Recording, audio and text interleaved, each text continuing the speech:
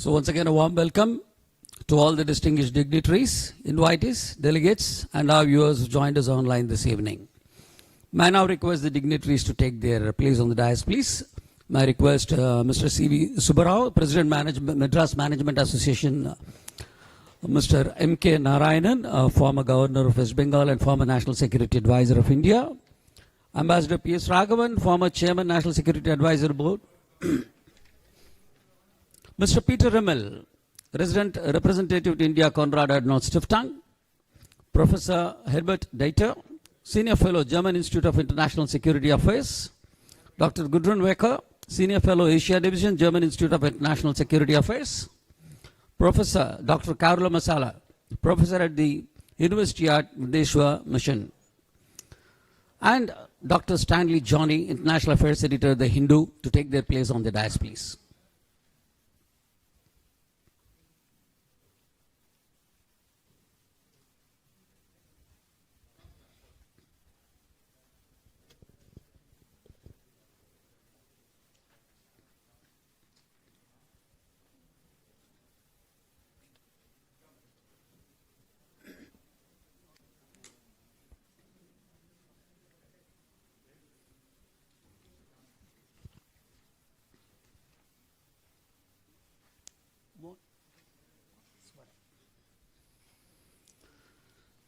Ladies and gentlemen, Mr. C.V. Subbarao, the President, Madras Management Association, currently heads shipping business of Sanmar Group as its Managing Director. May now invite Mr. Subbarao to deliver the welcome address, please.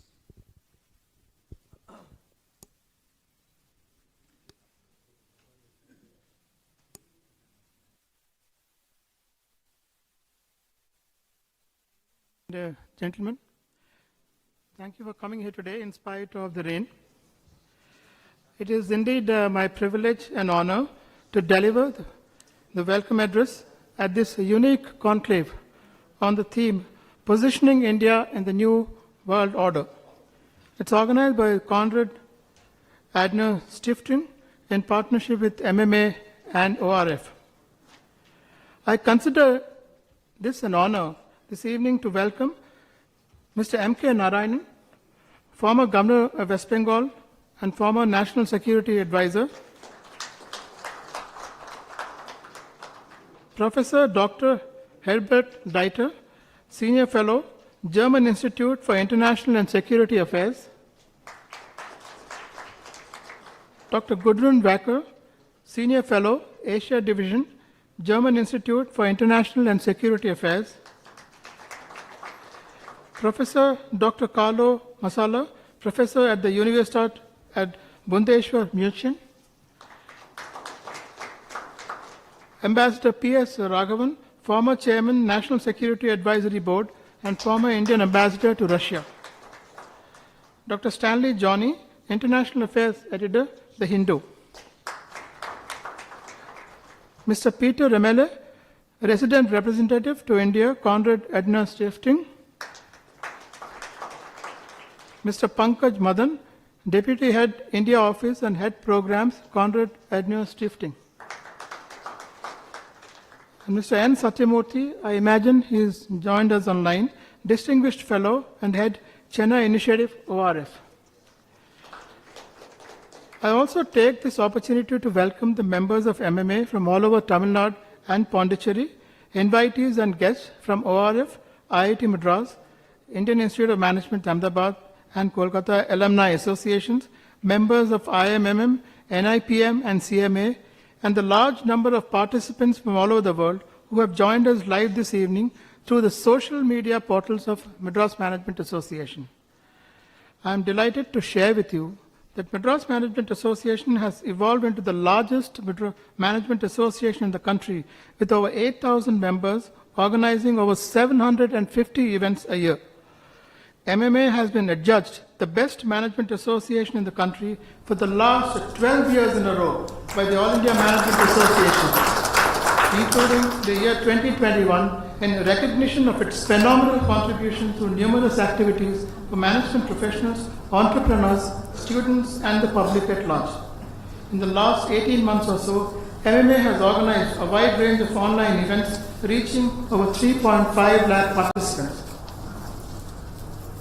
India is one of the potential superpowers of the world, but this potential is attributed to several factors. One of the primary ones being the demographic trend that we have and the rapidly developing economy, not to forget the military strength. Its strategic significance can be attributed to its geographical position, being located in the southern half of the Asian continent, making its majestic presence felt far deep into the Indian Ocean, a zone with unprecedented potential for growth in the scale of trans-oceanic commerce and with many Eurasian and increasingly Afro-Asian sea trade routes passing through or close to Indian territorial waters. India is on the cusp of the major sea lane as ships pass by from the Far East to the Western continents. On the West, India exercises the predominant influence of the destinies of desert nations like Afghanistan. In the north, we have the mighty Himalayas, and in the east, bearing the brotherly influence of smaller nations. It has always been neighbor's envy and the owner's pride. Let us not forget that it is in the possession of India that gave the British Empire the global reach. In the last 2 decades or so, India's progress, not only in economic terms, but also in its military might, science and technology, with particular reference to in the field of information technology, energy sufficiency, food sufficiency, etc., have made even the powerful nations of the world choose India as a valuable partner and a force to reckon with. I do not wish to dwell on this much further because the distinguished speakers on the dais this evening will provide greater insights into what strategy should India adopt. This is what we need their skill and their traits.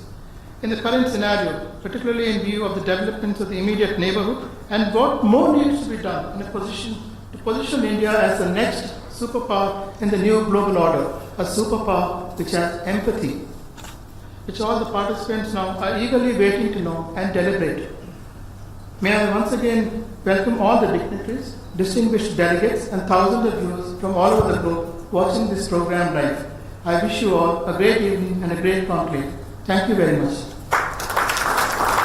Thank you very much, sir. Ladies and gentlemen, Mr. Peter Rummel is currently the resident representative of India of Narayanan Stiftung. May I have his AV, please?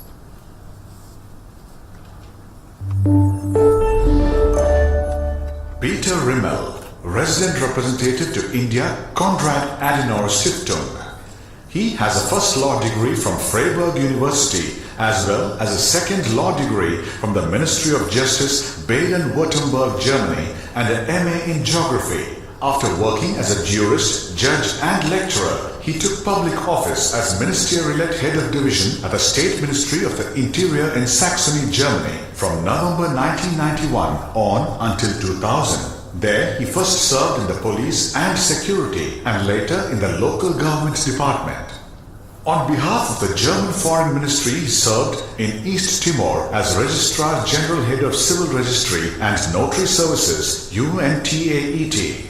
He later became the Principal Advisor for Governance Reform for GIZ, German International Cooperation, to the Ministry of Administrative Reform and the Anti-Corruption Commission of the Republic of Indonesia, where he served for 7 years. He then moved to Rwanda, also as Principal Advisor, Good Governance, Justice Program. Earlier, he was Resident Representative Lebanon, Director of Rule of Law Program, Middle East, North Africa, Konrad Adenauer Stiftung. Thank you, Mr. Peter. I request you to deliver the introductory remarks, please. Thank you. Your Excellencies, this very august panel, friends, ladies and gentlemen, Vanakkam. First of all, let me express my heartfelt delight to be here to address this distinguished audience on such an important topic organized by our, and I have to say, dear partner, MMA. It's our dear partner. It's always a pleasure to come to Chennai for me personally and come to MMA events which embody a high level of expertise like few others and never fail to deliver fruitful insights that act as an input for policymakers while lingering in our collective memories for a long time to come. Our world today faces a much more challenging and uncertain scenario than we probably have experienced over decades. Of course, this is partly a consequence of the still rampant coronavirus pandemic, with its constant mutations, the latest being Omicron. For some reason, the letter C was left out. Who would have been next? But mostly, I would attribute it to the resurgence of isolationism and the strategic dispute between the United States and China in an increasingly bipolar pop world. Given the trend in recent years towards using nationalism and populism as a political tool by some nation-state leaders who distrust international bureaucracies as well as prioritize their short-term interests, multilateralism seems to have lost its way. Despite all the flags in front of the UN building, but the reality has changed a little bit. As a result, cooperation, and I think that is one of the key words also for the future, cooperation has become increasingly difficult. And the conflict between China and the United States, which continues to rumble ominously despite the change of government in the US, it has brought an additional threat to the fore. The possibility of international organizations becoming a mere arena where great powers try to marginalize each other, with the others also being affected collaterally. These trends have put the liberal order under severe strain and have even led some political analysts to argue that the days of the liberal world order characterized by globalization, a rules-based order, and liberal constituencies may be numbered. Now we have quite a number of those political analysts today with us, and let's hear what their opinion will be on that. In such a context, our like-minded democratic countries, India and Germany, are called upon to deliver vital responses to uphold our values of democracy, rule of law, and human rights, and to ensure effective liberalism in the evolving world order. Ladies and gentlemen, you may wonder why I am talking about Germany, the US, and China when discussing India's place in this emerging new world order.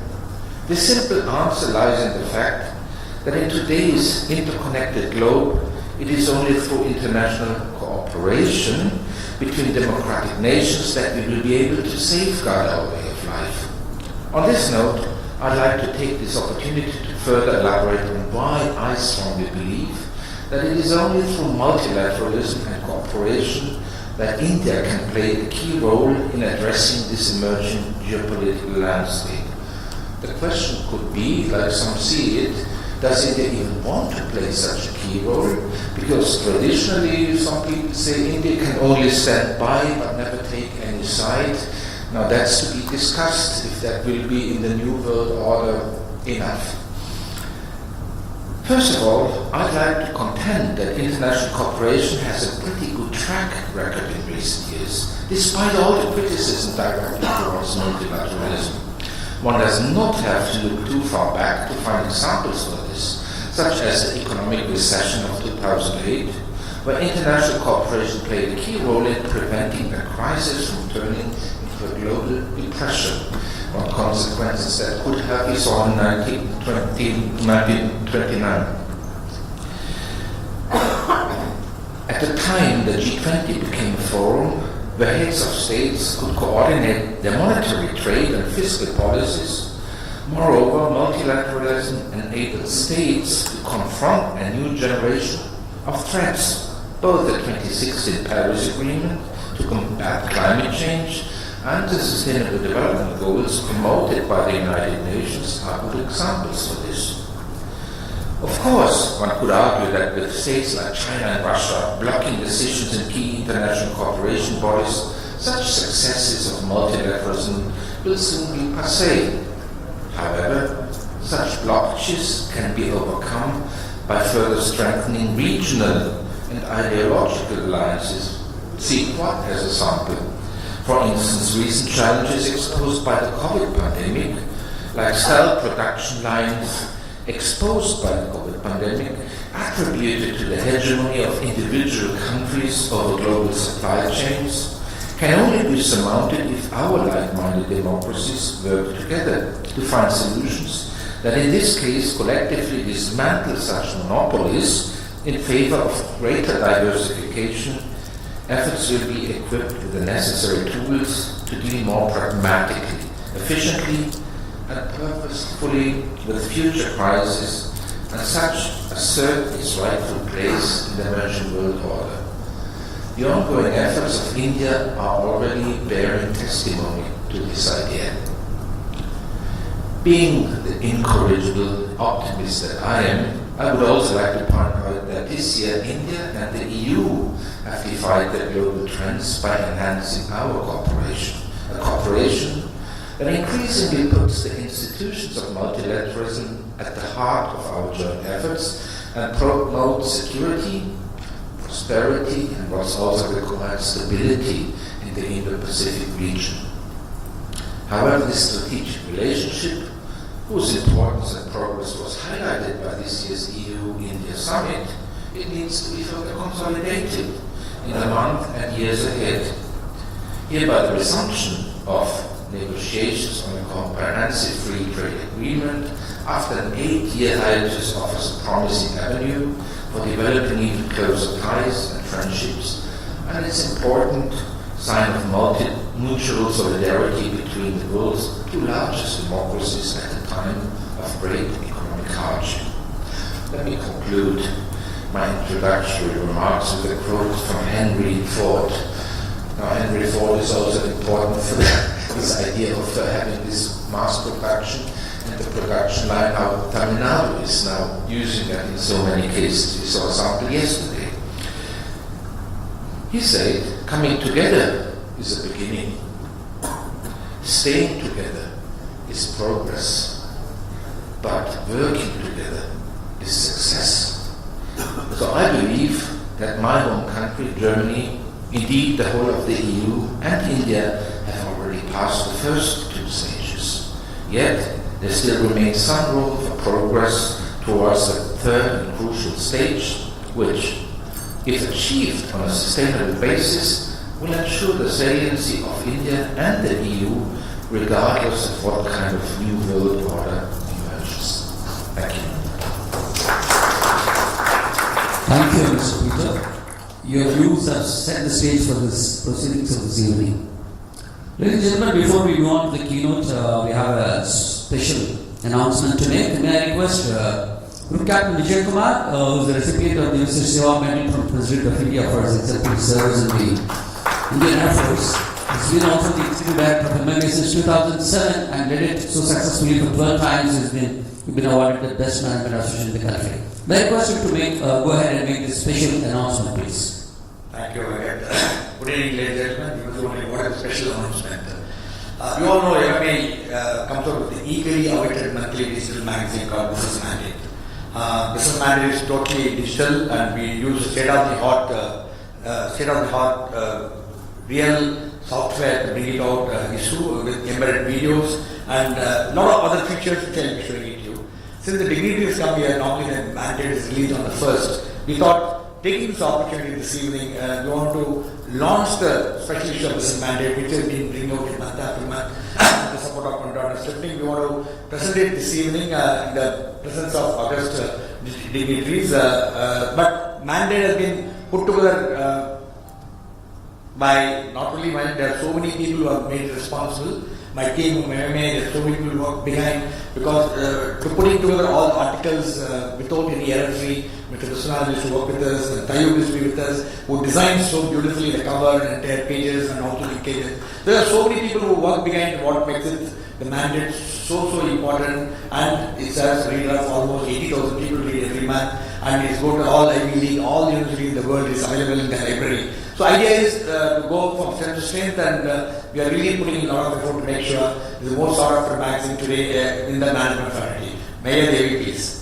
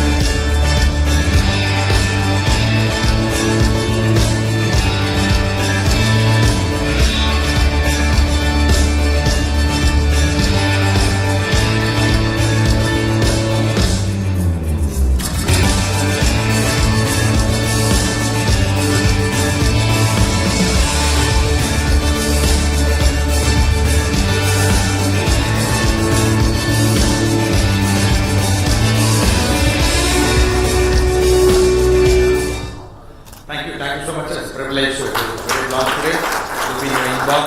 Read it. It's got some fantastic article. Our Grandmaster Mr M K Narayanan and some outstanding other speakers, and all the articles we put together and brought to you especially by MMA, Mr. Dr. Thank you so much, sir. Thank you, sir. Ladies and gentlemen, Mr. M K Narayanan doesn't really need an introduction to this audience, but we will be losing an opportunity and a privilege if you are not able to recount his achievements this evening. May I have the AV, please. M K Narayanan, former Governor of West Bengal, former National Security Advisor of India, NSA. Mayankot Kerat Narayanan is an Indian diplomat and former IPS officer. M K Narayanan joined the Indian Police Service in 1955 and passed out as the best all-round officer of his batch. After a brief stint as sub-divisional police officer in the erstwhile state of Madras, he went on deputation to the Intelligence Bureau in February 1959. The rest of his service career was spent under the Government of India, mainly in the Intelligence Bureau, in which he dealt with a whole range of issues concerning internal and national security. He was National Security Advisor of India from 2005 to 2010. Subsequently, he served as Governor of West Bengal from 2010 to 2014. The Government of India awarded him the civilian honour of Padma Shri in 1992.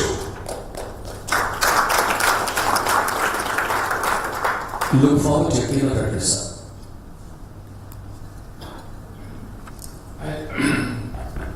I did not write the blurb, so please pardon me for what has been written in it.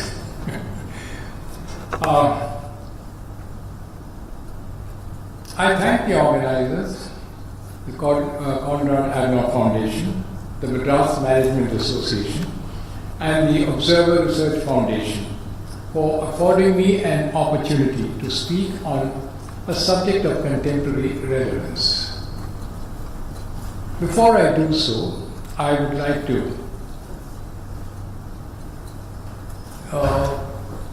send a special word of thanks to all those who have braved the weather today and made themselves physically present to spend the evening here.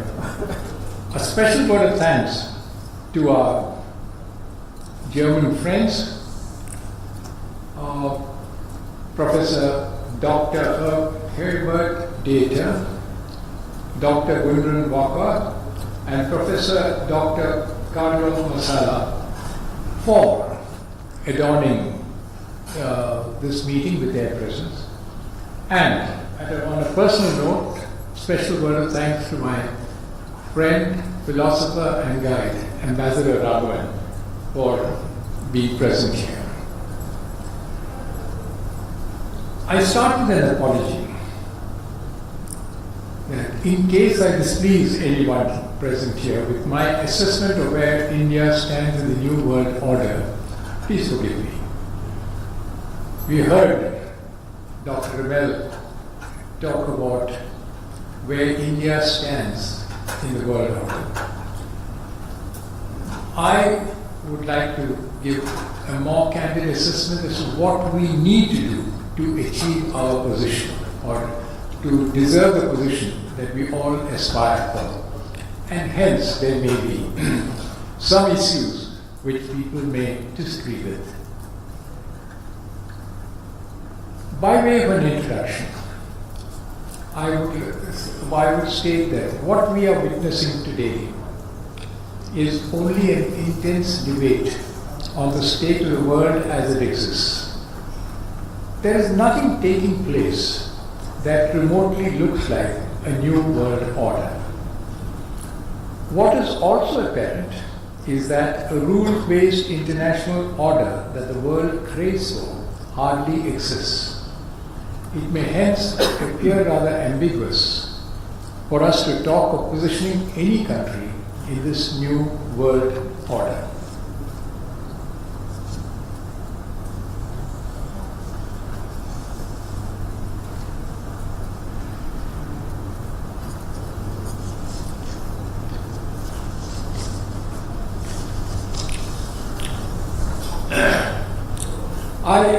I will begin today with a controversial assertion.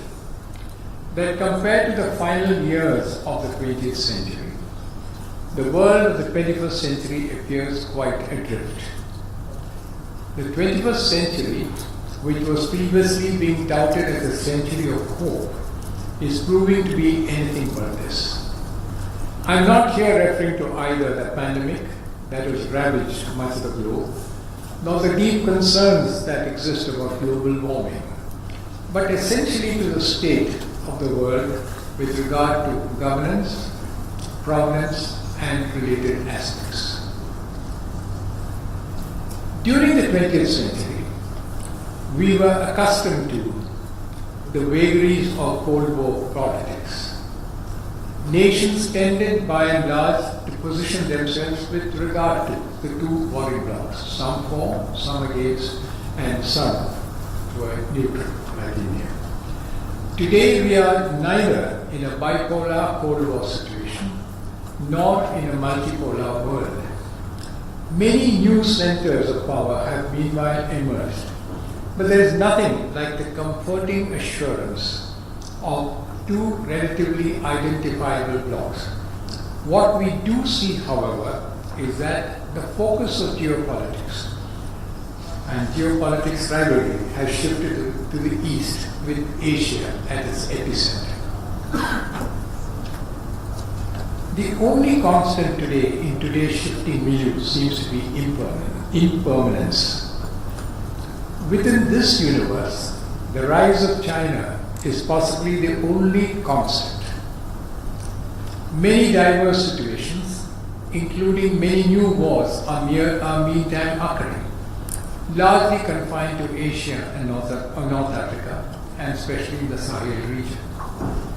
The Indo-Pacific region has also turned highly volatile, following heightened tensions between the United States and China.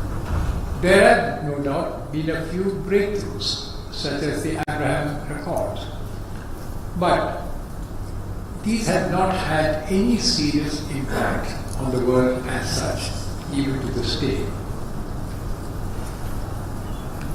Coming first to the top challenges to world order, before I go on to where India stands. Foremost, I think, is the role of China.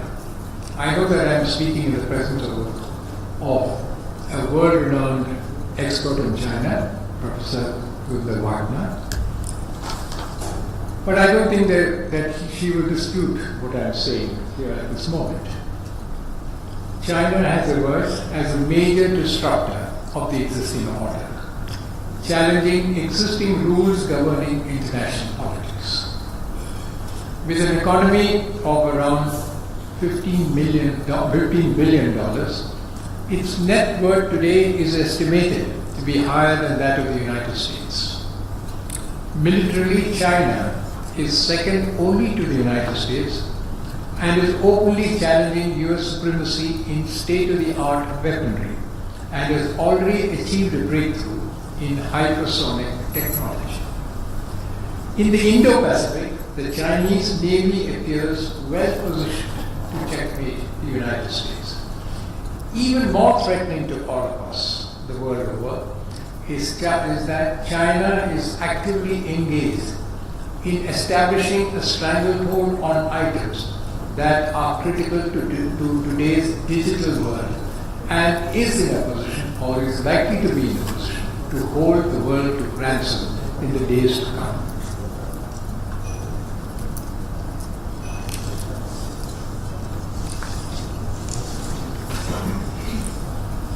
Consequent of this, and the US-China proxy war for influence, the situation across Asia has turned unpredictable.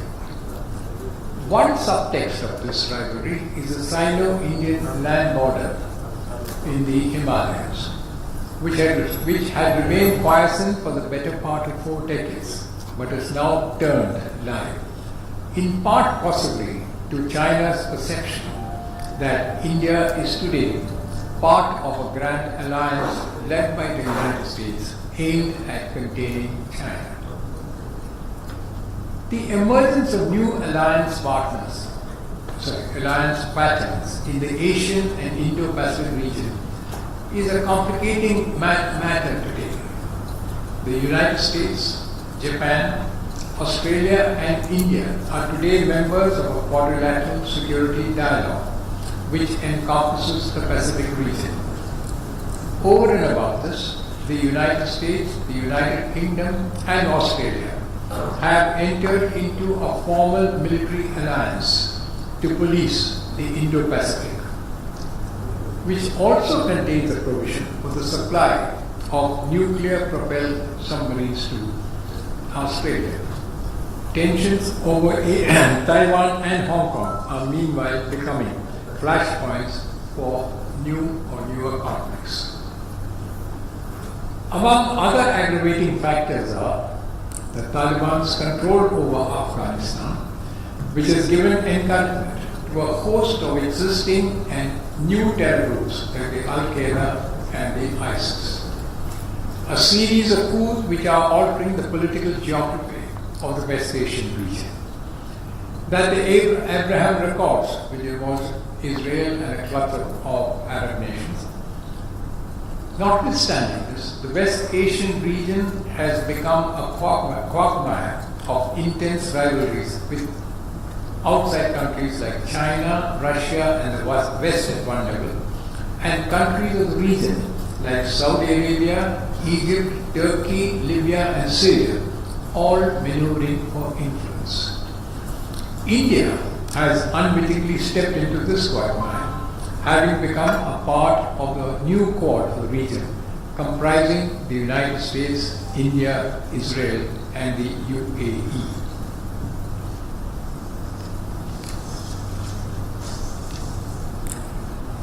The outlook for the rest of the region, or the rest of the world, is again far from reassuring.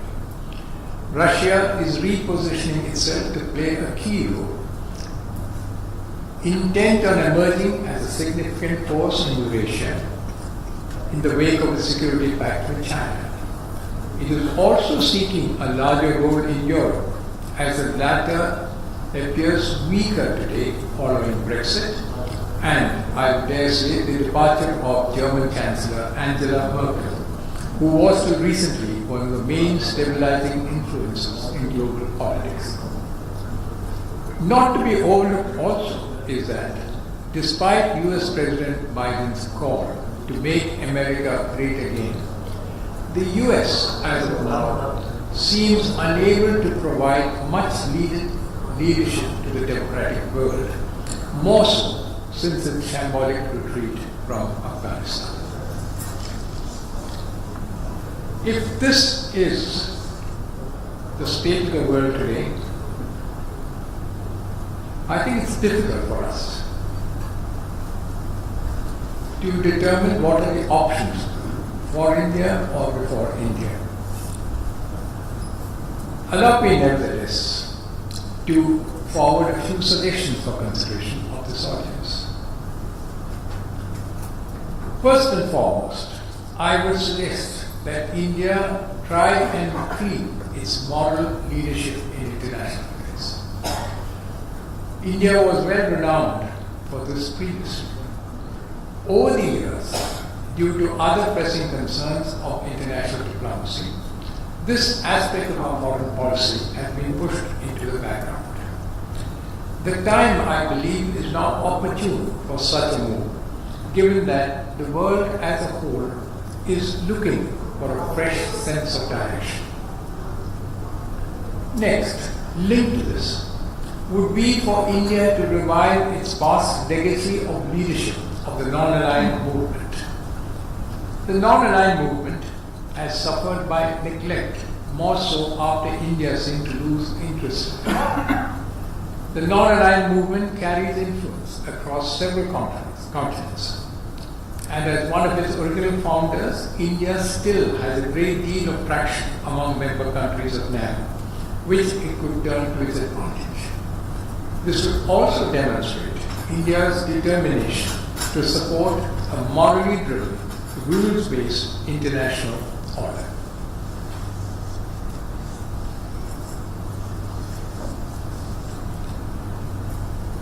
Third, I know I'm treading on rather difficult, sensitive and slippery ground here. Third, India must not flinch from biting the bullet and finding an effective way to manage its problems with China as well as Pakistan. Permit me to repeat this. India must not flinch from biting the bullet and finding an effective way to manage its problems with China as well as Pakistan. It's not the conventional or what I would say, the favorite view, but I do think that this is necessary. In regard to China, while India is not alone among the countries of the world that are concerned over the threat it poses, it would not be in India's interest to forge a common strategy with these nations, not excluding the United States. India and China have been intrinsic rivals in the present as well as in the past. Not only do the two countries share a several thousand-kilometer undefined and disputed border, which has been the cause of friction in the past and led to one war in 1962. But there are other underlying tensions between the two countries. I therefore believe that it would be counterproductive for India, given its coordinates, to merge its strategy of dealing with China with the grand strategy being devised by the United States and other nations across the entire Indo-Pacific region. Also, in India's case, the so-called enemy is already at the gates, and India must therefore devise a more structured response, which, in my opinion, should include at one level firmly resisting all Chinese attempts to cross the line of control, as it did in Galwan in Ladakh in June 2020, and at another, create a proper climate for negotiations.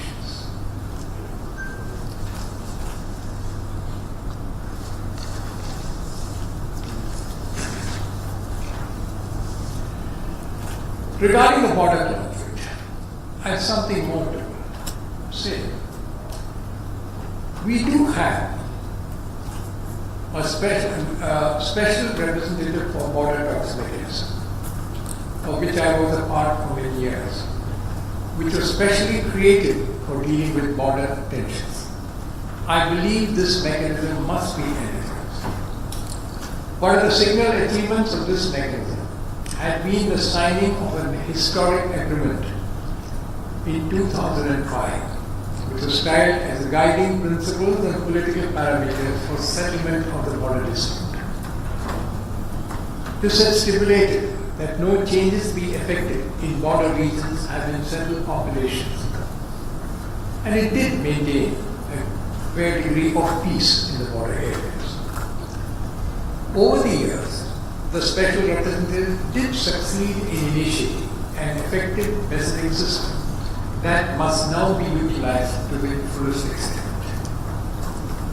Allowing the problem to simmer or to maintain higher and higher levels of tension on the border, or India becoming part of a wider anti-China concert is unlikely to help India achieve its primary objective, namely that the Sino-Indian border issues should be treated as those left over by history and not as issues concerning China's sovereignty. The language may look very simple, but the difference is very vital and intense. Simultaneously, I do think that India must try and find ways and means to achieve a modus vivendi, albeit at a lower level with Pakistan.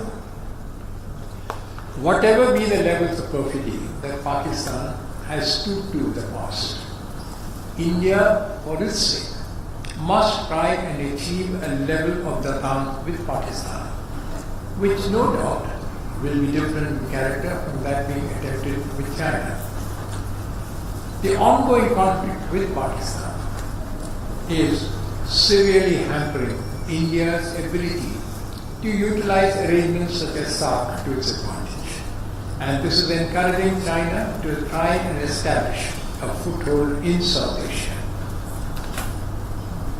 India may need to effect certain changes, shifting from its current policy of isolating Pakistan to one of opening several lines of communication, both formal and informal, with elements and institutions in Pakistan. As Ambassador Lawrence will be aware, between 2003 to 2010, India had tried to follow such a policy, and at least at that time, it had paid reasonable dividends. We should try and experiment with this once again. Next, or let's say further, in this milieu, there is also a case for India making an all-out attempt to cement relations with other countries of South Asia, some of whom appear to have been softened by China's economic diplomacy, which comes attached with numerous political and military strings. India is a natural ally of countries in the South Asian region, but it also behoves India to make active efforts to prevent outsiders like China from encroaching on its domain of influence.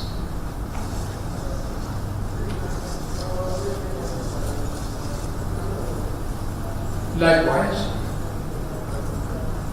I do feel that India must work harder to revitalize relations with Russia. I know this may look a little odd, because our relations with Russia are good. But it was, I think, much warmer some years ago, and we need to try and restore our relationship to that level. As members of the audience are aware, India-Russia relations were the bedrock of India's foreign policy, and Ambassador Raghavan contributed a great deal to this. And while change is a natural order of things, it is important for India to enhance the India-Russia relationship and bring it back to the levels that existed earlier. There is no time to lose. Considering that Russia and China have lately entered into a treaty relationship, and Russia has also embarked upon finding new friends and allies in Asia, including in West Asia. I do think that it is difficult to put a price on the value of India-Russia relations, for its intrinsic worth goes much further than the latter being merely a supplier of critical defensive items. I'd like to repeat this statement because I think it is critical to our future. That it is difficult to put a price on the value of India-Russia relations, for its intrinsic worth goes much further than the latter being merely a supplier of critical defense items. Coming to India and West Asia, West Asia is and has been a region of utmost interest to India. Already the advent of a Taliban-controlled Afghanistan has led to a kind of policy vacuum in a critical region of Asia, a region that India had carefully nurtured for several years. The ongoing churn in West Asia, with countries in the region positioning themselves in different ways and in different combinations, do pose certain problems for India's foreign policy imperatives today. But India has, perhaps more than any other country in the world, deep reserves of support and influence in the region which India must exploit. India has no doubt recently become a member of a regional quad comprising the US, Israel, and the UAE. But I do think that this will not make much of a difference. And it is for India to manage the contradictions arising from the convoluted nature of politics in the region as a whole. Coming finally to India and the United States. It's almost the last item, but I think it's perhaps one of the most important. I think sustaining India-US relations at present levels and improving it still further, even while effecting some policy shifts that I've mentioned here, is critically important, and I do think is not going to be too difficult. India-US relations have never been as vibrant as they are today, and the US has become a key factor in determining India's foreign policy priorities. May I repeat this? India-US relations have never been as vibrant as they are today, and the US has become a key factor in determining India's foreign policy priorities. Improving the relationship still further needs to be actively pursued and should not prove too difficult. But there is one caveat that I would like to highlight. That care be taken that it does not lead to the undermining of India's policy of strategic independence and at times strategic ambiguity. Finally, India and Europe. The India-Europe relationship has been warm but never very intense. We have excellent relations with the United Kingdom, France, and Germany.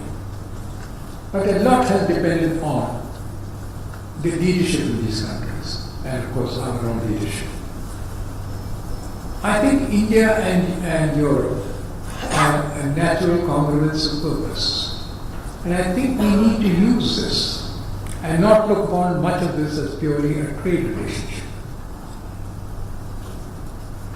It's something we need to deal with several levers of influence and power. But it calls for effort, but more importantly, it calls for a mission.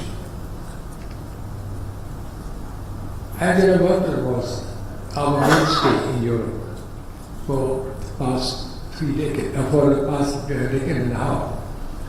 Her absence will be deeply felt by India. But I'm sure that it should be possible for us to find new anchors in Europe for this purpose. In conclusion, I would also like to affirm that while it is generally accepted that politics and power drive geopolitics, leaders do matter.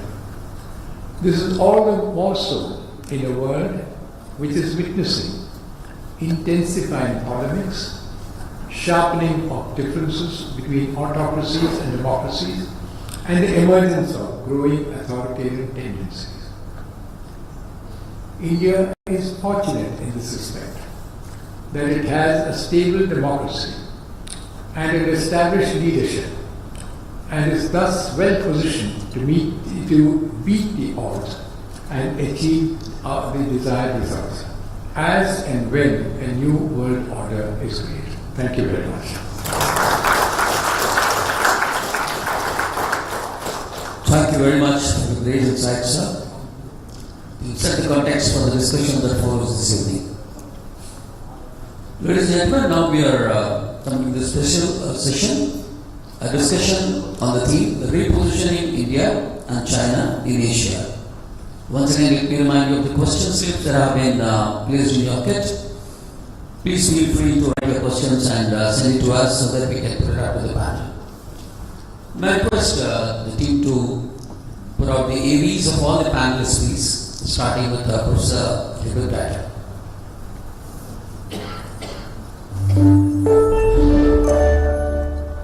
Professor Dr. Heribert Dieter, Senior Fellow, German Institute for International and Security Affairs. Professor Dr. Heribert Dieter is Visiting Professor of International Political Economy, Zeppelin University, Lake Constance since 2013 and Adjunct Professor at the University of Potsdam since 2017. he studied political science and economics at the Free University of Berlin. After his position as a senior fellow at the University of Duisburg researching global economy and regional integration, he joined the Central European University, Budapest, as a visiting professor in 2004.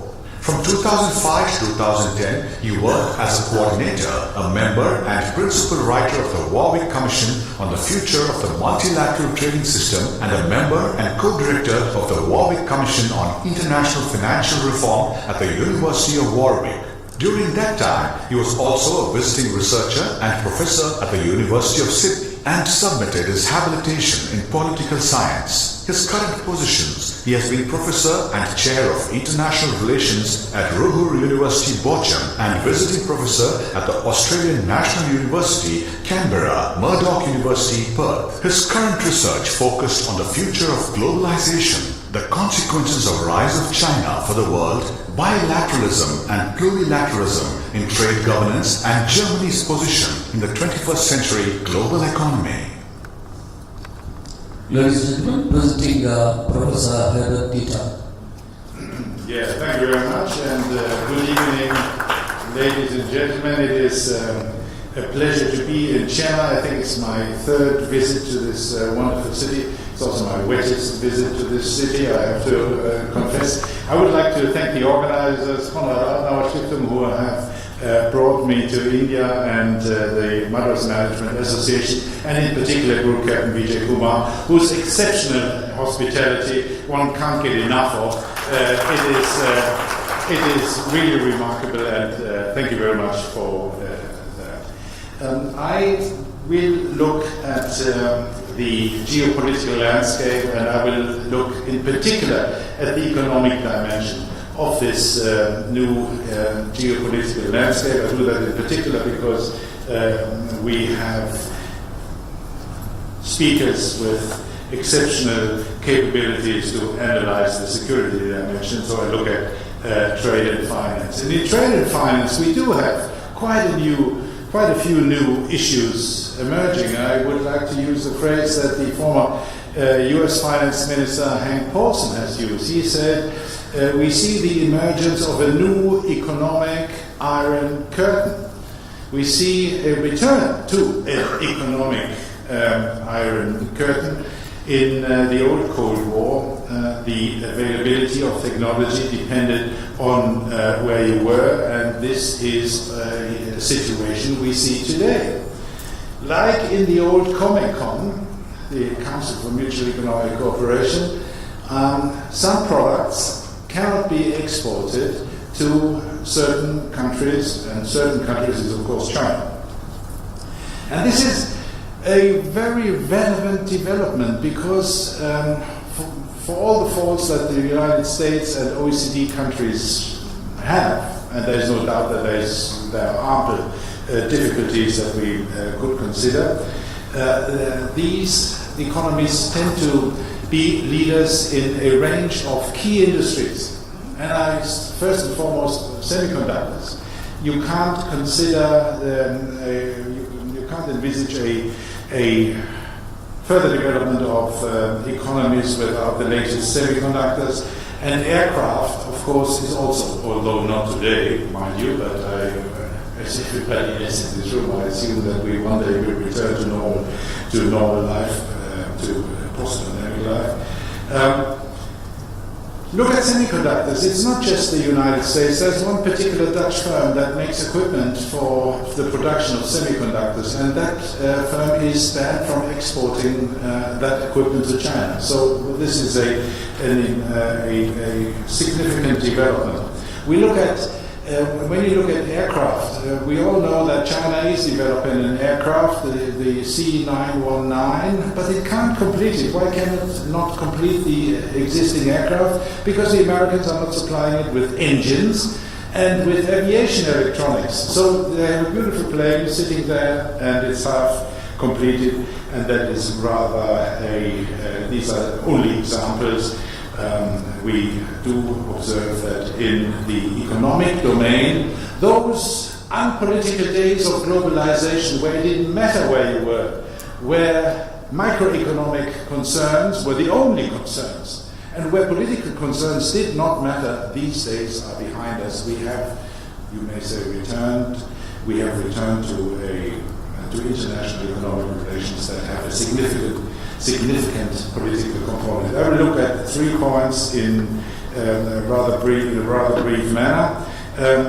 I will first look at the institutions. I will look at the future of global economic governance. I will secondly look at the restructuring of globalization, and I will thirdly look at, and I'm probably exaggerating a little bit, but I will look at the golden opportunity that this country is having ahead of itself.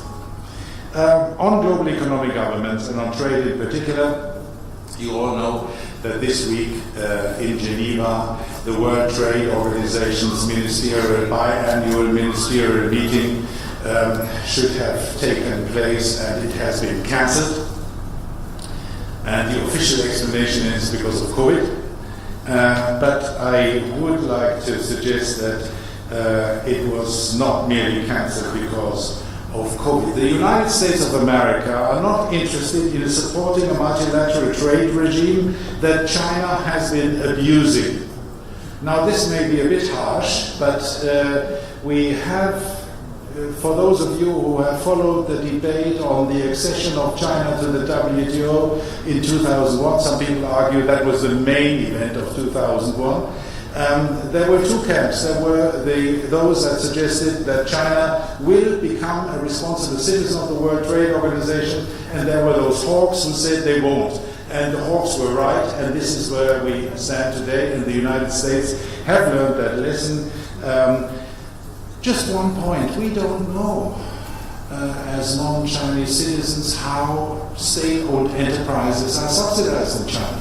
Now, this would not be a problem if those companies would stay in China, but if they compete in OECD countries, if they compete with countries which don't get subsidies, then we have a problem. And this is a political problem because, and correct me if I'm wrong, but Donald Trump won the election, surprisingly, in 2016, partly, maybe primarily, because he was considering the negative effects of globalization on white-collar workers in Iowa and elsewhere in the United States that were left behind for many years.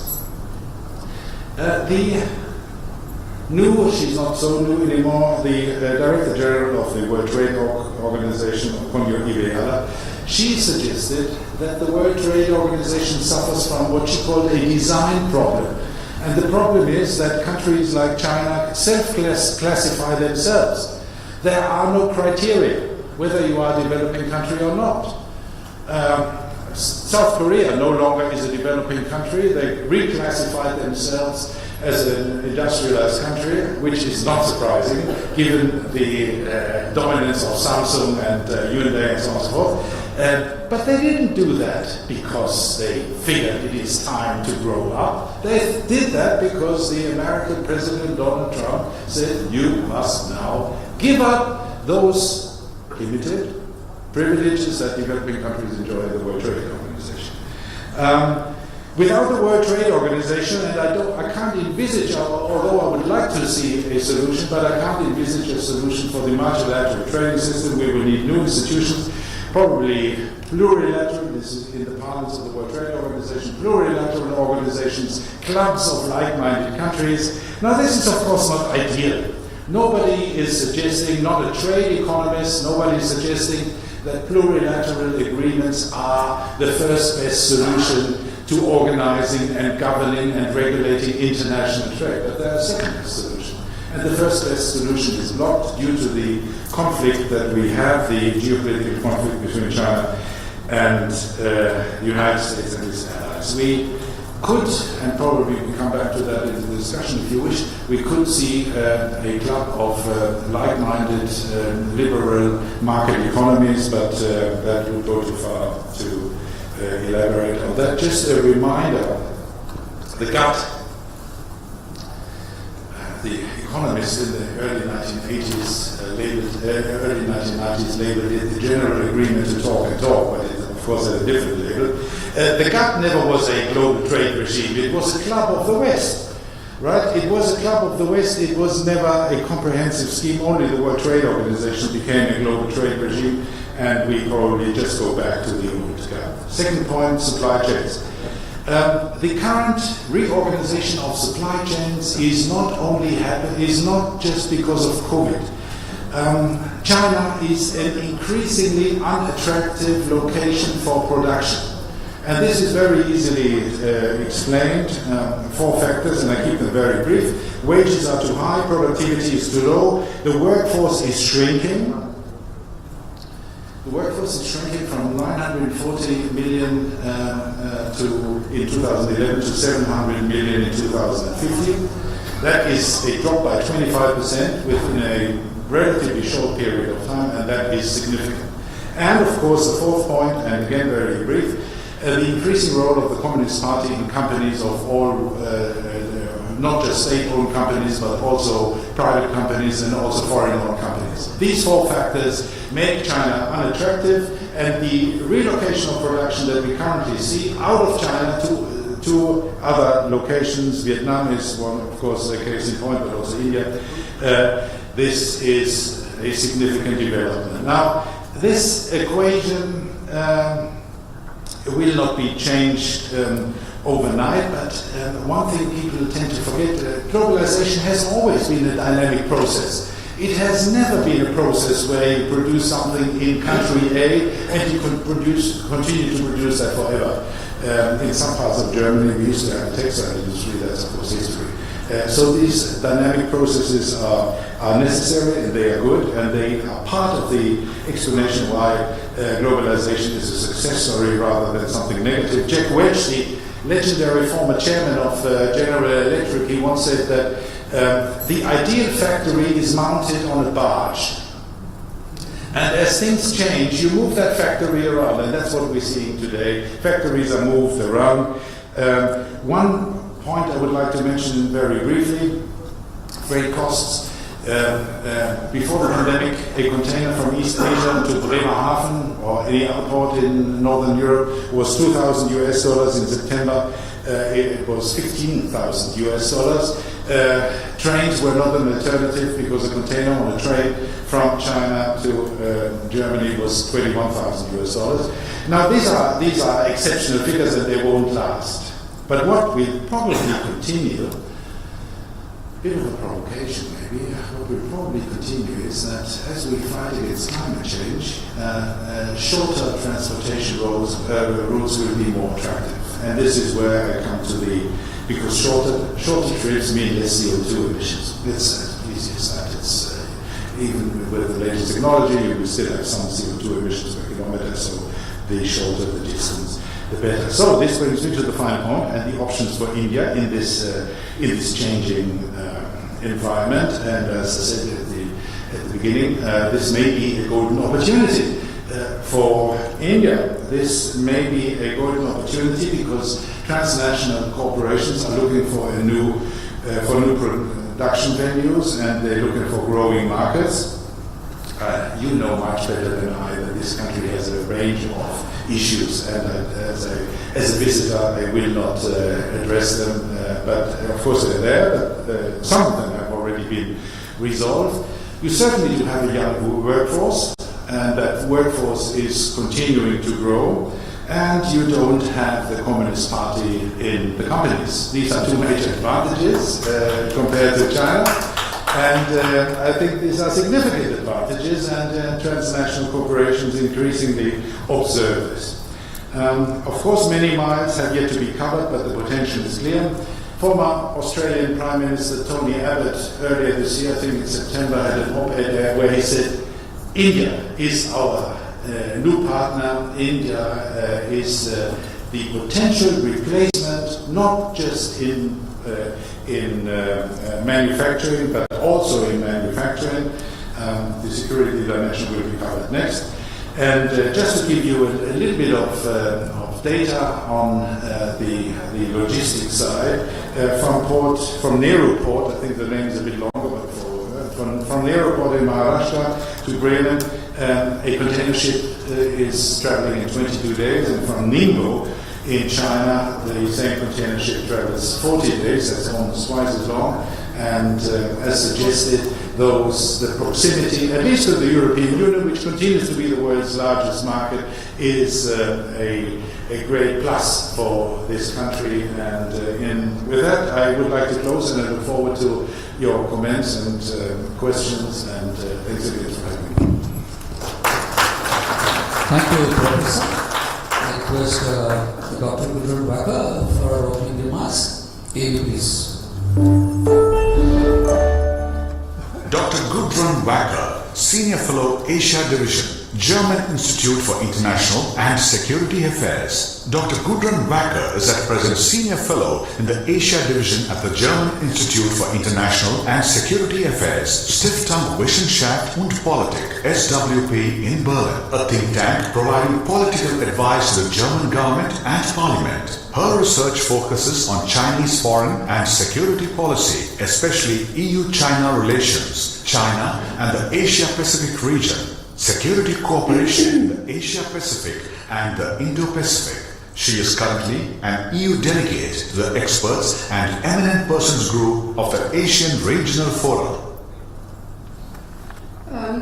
Thank you very much for the invitation and the opportunity to be here and talk to you today. I'm very happy that there are at least some female faces in the audience, because I have been quite alone in the last days. So I'm happy that you are here as well, and I'm not facing a male audience only. I was introduced as working on China, and I have done that for a long time. So I will speak a little bit about China and its intentions and ambitions, and then come to the conclusions that the European Union and Germany have drawn from that. I agree totally with the first speaker who said we have no world order at the moment. We are sort of in a transition period between an order that does no longer exist and the new one has not formed yet, and we don't know how it will look like, because at the moment we just see a lot of tension, conflict, which as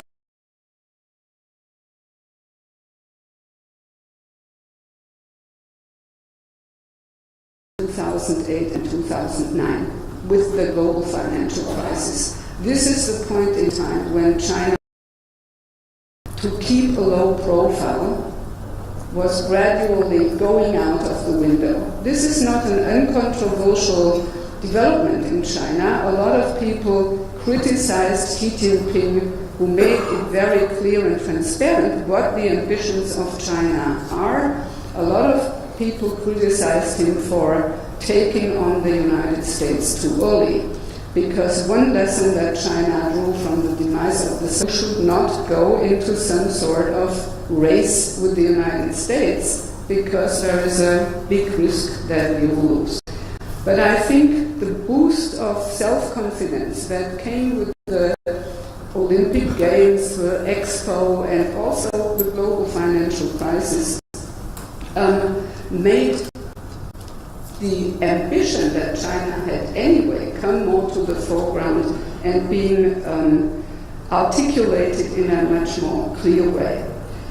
In a way, we have seen in the last 5 years how China has basically not abolished or undermined as such the rules-based order. They are changing the rules-based order, and they replace the rules by rules that are more to their liking, that are more aligned with Chinese interests, so that the world becomes more compatible with what China needs, and especially its core interests. And in a way, this was enabled in the 4 years of the Donald Trump administration, because wherever the US withdrew, the Chinese moved in and they took over a lot of leading positions, for example, in the UN and in UN sub-organizations. If they're not number one, they're number two. And this was made possible also because the US did not seem to care about certain organizations anymore. I want to make very clear that there was a time when there was a lot of talk about Chinese soft power. China does not aim at soft power anymore. It's more a toolbox that is in play.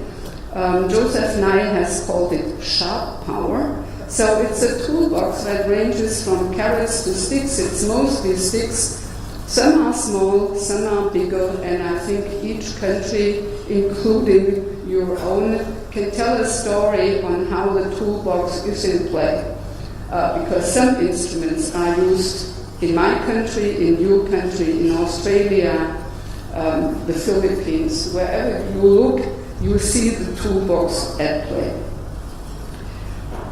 These tools are military, they are diplomatic. The wolf warrior diplomacy is part of that. They're economic, there is economic coercion, there are boycotts of certain goods, there are the social media efforts, disinformation, and propaganda, rolling out China's narratives. And while it might not be successful in every country in the world, the thing is that the sticks are not big enough to provoke a really drastic response, especially by the United States. So it's sort of a piecemeal approach, and the goal of this approach is in the end to win without fighting. So I come to the conclusions that Germany and the European Union drew from this picture I was providing you with. Until 4 to 5 years ago, I think the European Union and Germany in particular, whenever you talked about Asia, after one sentence, basically you talked about China and nothing else. The rest, as if the rest of Asia does not exist. And we never really looked at the regional dimension of China's behavior. We looked at the bilateral relationship we had with China, and then we looked at some global issues like climate change, non-proliferation, etc., where China has to be a partner, otherwise it is a spoiler and it would have dramatic consequences for the world. So this is in contrast to the United States, who always, their first entry point was a regional one with their alliance system of hub and spokes, etc. So Europe is very different, and it all changed due to China's behavior and the growing presence of China in Europe. This is something that really changed the perception as well, not only China's behavior in the South China Sea, but also the way it behaved in Europe. It was trying to take over companies. We've started thinking about critical infrastructure, etc. So the perception has changed quite dramatically in the last couple of years, and we see two different trends. The first one is that the relationship between the EU and China, and also Germany and China, was redefined along 3 dimensions.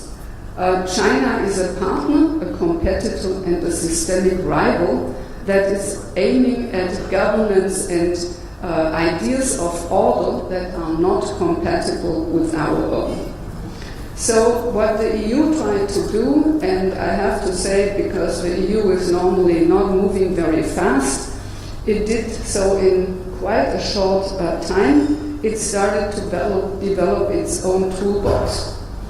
Not of coercion, but to make the EU more resilient to, the sort of phenomena that my colleague Helga Dito described.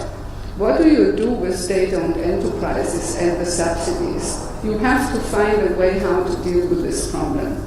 So the toolbox is now not in place, but it's developing pretty fast.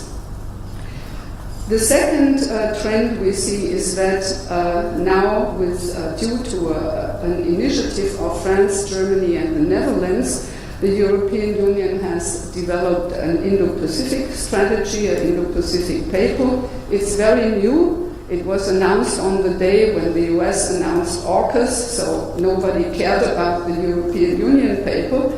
But I think the important thing is that finally we do acknowledge the significance of the region and also the shift that has taken place in terms of geo-economic weight and geopolitical weight to this region. The goal of this strategy, and it's a goal, an ambitious goal, and we don't know whether we will live up to our own ambitions here, is first of all to diversify the relations with the Indo-Pacific countries beyond China, deepen the partnerships, and this really includes India, and this year's EU-India summit was part of that push to deepen the partnership and in the end to lower the dependency on China. Now what we make of that is up to us. I think the opportunity is there, as my colleague said, but it takes two to tango, and so I hope we will tango. Thank you.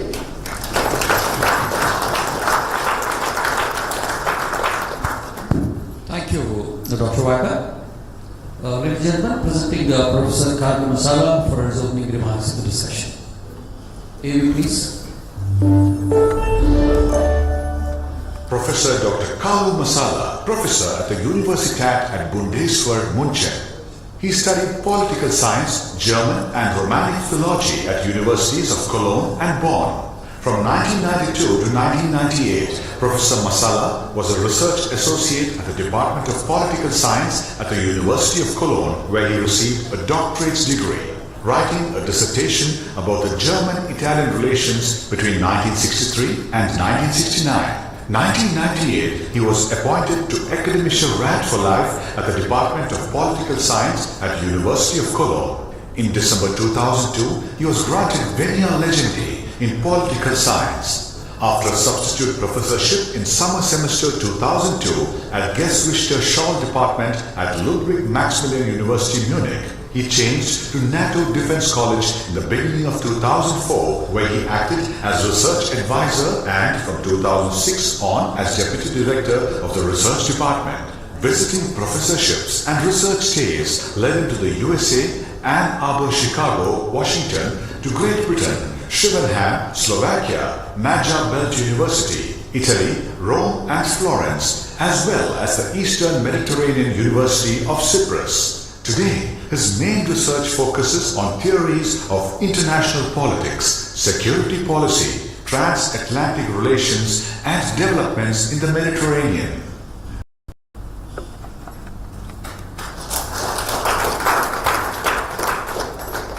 So I guess now I have the floor.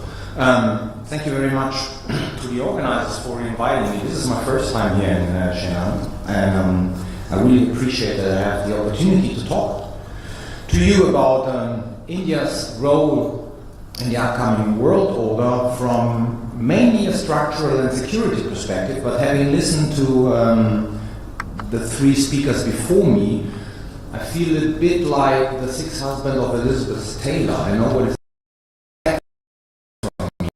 but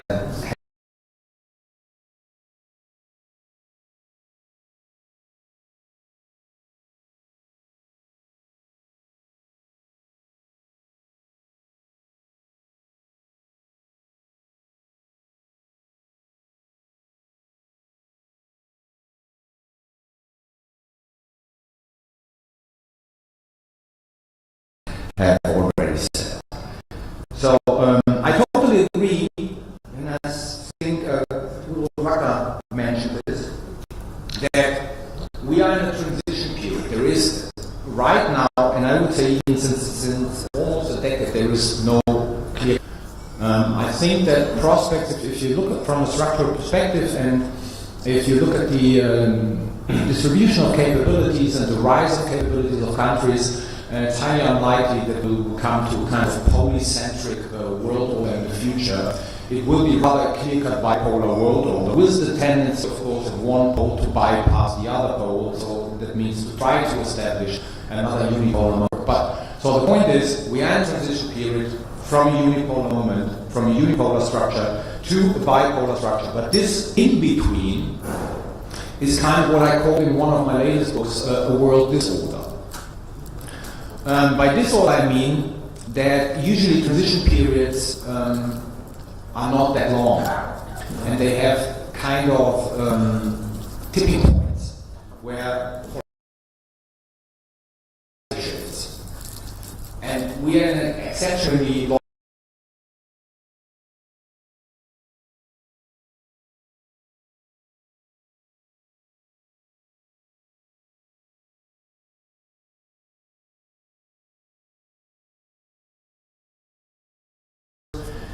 the first thing is I put out, we live in a world disorder. This disorder is characterized by mainly, let's say, two tendencies, I would say. First of all, we have revisionist politics to their favor. And I would say there is a difference between Russia, which is one revisionist power, and China, which is the other one. That China is much more clever than Russia. Russia is a reckless power which tries to destabilize the international order, which tries to get into power vacuums wherever they see it and they have the capabilities to do so. China, as you all know, has been much more slower, much more clever, and basically has, like a spider, entangled us all. And when we woke up 5 to 8 years ago, for some of the countries in the international system, it was already too late to become more independent from China and from Chinese influence. So, but bottom line, both are revisionist powers. The Russians rely much more on brute force, also because they're declining. They want to set the marks before it's too late. I mean, you all know the problems the Russians do have, and the Chinese are rising power, and they behave differently, but nevertheless they are revisionists. And here refer to the first speaker, to the keynote, the idea, this is a side remark, of India re-establishing much warmer and closer relations with Russia, I think it's total, which reaches out in the realm of a kind of military alliance. It's a temporary marriage of convenience, yes. I mean, it's not a thing which will last for the next 3 or 4 decades. But actually don't overlook the fact that these countries, to a certain extent, are working very closely together to rewrite the rules of the international order. Second point, also mentioned, but I put it very clear, multilateralism has become under stress. And I think multilateralism, the way we knew it, is beyond repair. So there are forms of new multilateralism which are outside there, which took place much more outside established institutions among those who are interested and capable in solving certain issues. You see that in climate, you see that in health, you see that in security. But the idea, let's say, a certain kind of discourse in India as well as in Europe sticks still to it, to reform the established institutions, I mean the institutions which were established after the Second World War and which basically were representative of this kind of period between 45 and 90 when the Soviet Union collapsed. I think they're beyond repair. They're dysfunctional, and no one, and if I say no one, I say the revisionist powers, but also the US has an interest in reforming them. So we see new forms of cooperation outside in the realm of security, but even, I say it was someone who follows economic issues very closely, but I would even say even in the world economy, you see this kind of new alliances or new forms of multilateralism outside established institutions. And the simple fact is, countries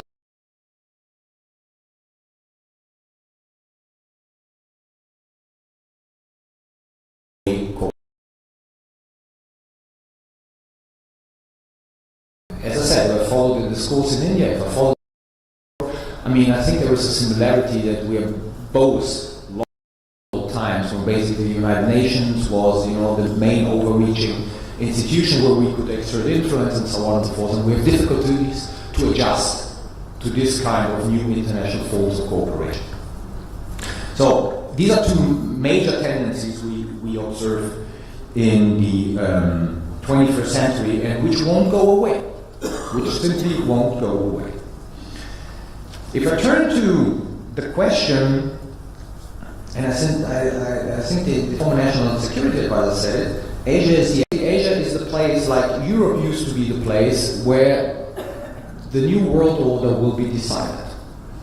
Here is the epicenter of whether this future world becomes a bipolar world, with a slight advantage for China, because I would say, as someone who looks also at international relations from a historical perspective, if China is able to establish a kind of hegemony over Asia, the next step, of course, is to reach also global dominance. So whatever happens here has consequences for the rest of the world and for the future structure of the international system.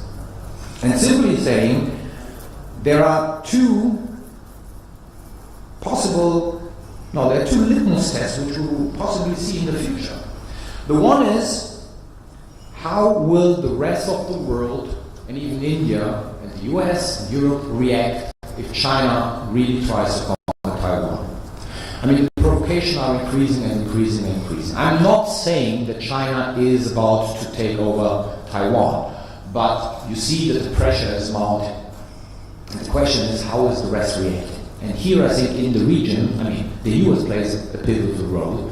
The Europeans too, not in military terms, but of course India plays a pivotal role too. How India will basically behave with regard to this Chinese pressure will be decisive also here in the region. And the second thing, which is much more short term, and where I have really concerns, is that the US is putting out a new nuclear strategy. And what we hear from Washington is that sole purpose is going to be the new formula for the use of US nuclear weapons. I think sole purpose is quite okay, but I see that in Europe as well as in Asia there is a lot of nervousness about sole purpose. So sole purpose could pave the way for misperception about the US interest in defending its partners and allies when push comes to shove worldwide, which could trigger something the region here definitely doesn't need, another round of proliferation. Because the so-called, let's say, countries which are sitting on the fence and watching carefully how the US behaves, and here I mean Japan, I mean South Korea, they could take steps which at the end lead to more nuclear proliferation in the region than this region already used to see in the past. So two litmus tests for the future role of the US, which is Taiwan, which is sole purpose. Sole purpose is a bit out of the hand of the US because it's a matter of perception and a matter how you reassure your partners in the region. So we will see how this will work out in the next couple of months.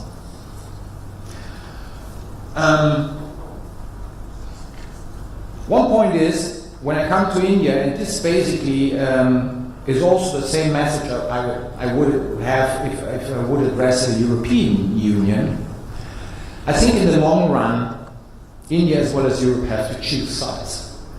I mean, the idea that you can have a kind of third way, you can be a kind of neutral in this new great power game, I think is illusionary.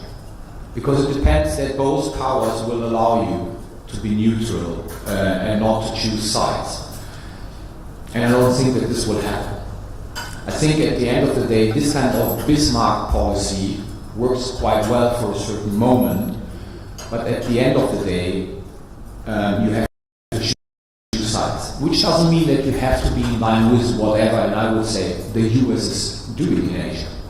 But at least there should be no doubt that India and Europe, for their own interests, are standing at the side of the US rather than at the side of China. And let me make a nasty side remark. Mr. Narayanan called, if I understood him correctly, a bit for, let's say, a revival of the non-aligned movement. Provocatively speaking, the non-aligned movement was never neutral. I mean, it was non-aligned. That's a different thing than neutrality. And it was much closer to one epicenter of the Cold War than to the other epicenter. So I would be careful, to choose these kind of institutions and to choose these kinds of ideas, which basically, historically speaking, do not represent the so-called third way or the neutrality to keep out of, the big conflict. I see that that I already exceeded my time, so I speed up a bit. Quite of concern to me is the massive military buildup we see here in the region, which doesn't go along with any kind of security regime, of confidence building measure. It's more or less like the pure security and power dilemma we know from international relations theory, we see here in Asia. It's armament, more armaments, it's a spiral which basically, and those of you who have a bit of an idea of international relations, which could easily escalate in what we say inadvertent conflicts. And as someone who has a lot of military security policy, I would say, yeah, inadvertent conflict, I mean, it's a bad thing, but as long as it's conventional, it's okay, you can survive. But don't forget, there are 5 nuclear powers here. So inadvertent escalation is very easily here at the nuclear brink, which makes this region so explosive. So you need some kind of confidence building measure, you need some kind of discussion and debates about this massive military build-up, the question of nuclear weapon, of nuclear strategy. And I think if there is an interest, at least Europe can help here as really someone who's neutral, because we don't have a share in this game, except some of our armaments industry, but mostly, basically, we are out of this massive military world. And the last point I want to say is a lot of things have been said about, rules and the rule-based order. I said it this morning already. I mean, from a Western perspective, meaning from a democratic perspective, I would try to avoid 2 semantical mistakes. I would not basically fight for a rule-based order, because every order is rule-based. The question is, what is the substance of the rule? Even the jungle has rules. It's survival of the fittest. It's also a rule. So rule-based order per se means nothing. So secondly, I wouldn't basically fight for like-minded countries, because here in the region, but also everywhere else in the world, it excludes those countries which are not like-minded but have the same interests than we do. So we have to realize that international relations in the 21st century, I would say even in the 20th century, but this has been basically camouflaged by rhetoric, is what it always used to be. It's an interest-based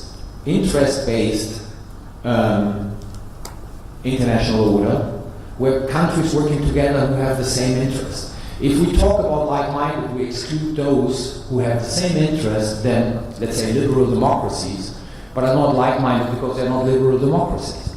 So if we put too much liberal democracy in the forefront, the rule-based order, basically as we mean it, I think we exclude those who suffered under this rule-based order, under this basically liberal democracy and free market rule-based order, but who have the same interest than we do have. So what I would say is, to sum it up and to conclude, I think India has a pivotal role in this whole game, which we are living in. And if India chooses to be neutral, I think that the future for the region is pretty bleak in terms of Chinese hegemony. If India chooses sides, I think it's still possible to basically delay China's rise, and to have maybe a future world order which has more of the features we would like to see in it than the features that Chinese would like to see in it. And with that, and having spoken already 16 minutes, I apologize and I conclude my short remarks. Thank you. Thank you, Professor. Ladies and gentlemen, now we have Ambassador P.S. Raghavan. May I have you?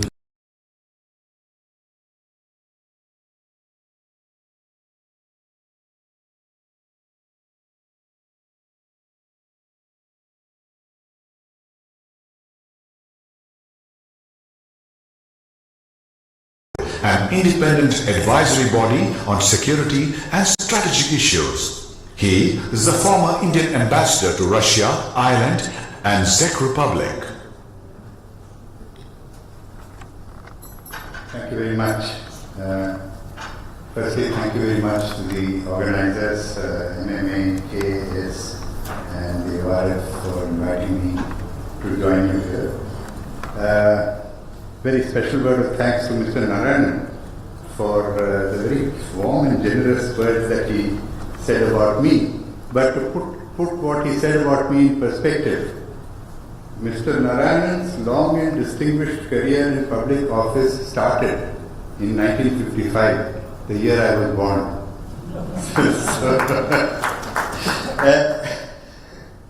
Also, thanks to Mr. Narayanan for having actually laid out the entire canvas of the opportunities, the challenges, as well as potential strategies for India's future course. Some of it has been questioned by my fellow panelists, and part of it I will try to address as well in what I say. Of course, I think the general consensus here is that there is no world order post the Cold War, and that I think everybody agrees. But I think there has been some nuances about of views about where we are moving to in this world disorder, as Dr. Masala correctly, Professor Masala correctly put it.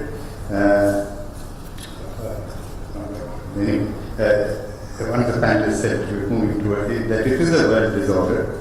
But look, we are moving towards a bipolarity which cannot be like the bipolarity of the Cold War years, because interconnectivity has changed, globalization has changed things, technology has changed things. So you're really looking at what I think our external affairs minister once described, has often described as a bipolarity with multipolar characteristics. So you have multipolarity in technologies, in economics, and therefore you have this group of countries of varied sizes and varied strengths jostling with each other to see how they can maximize their economic aspirations, how they can maximize their political aspirations in this whatever you call it, if you don't call it a world order.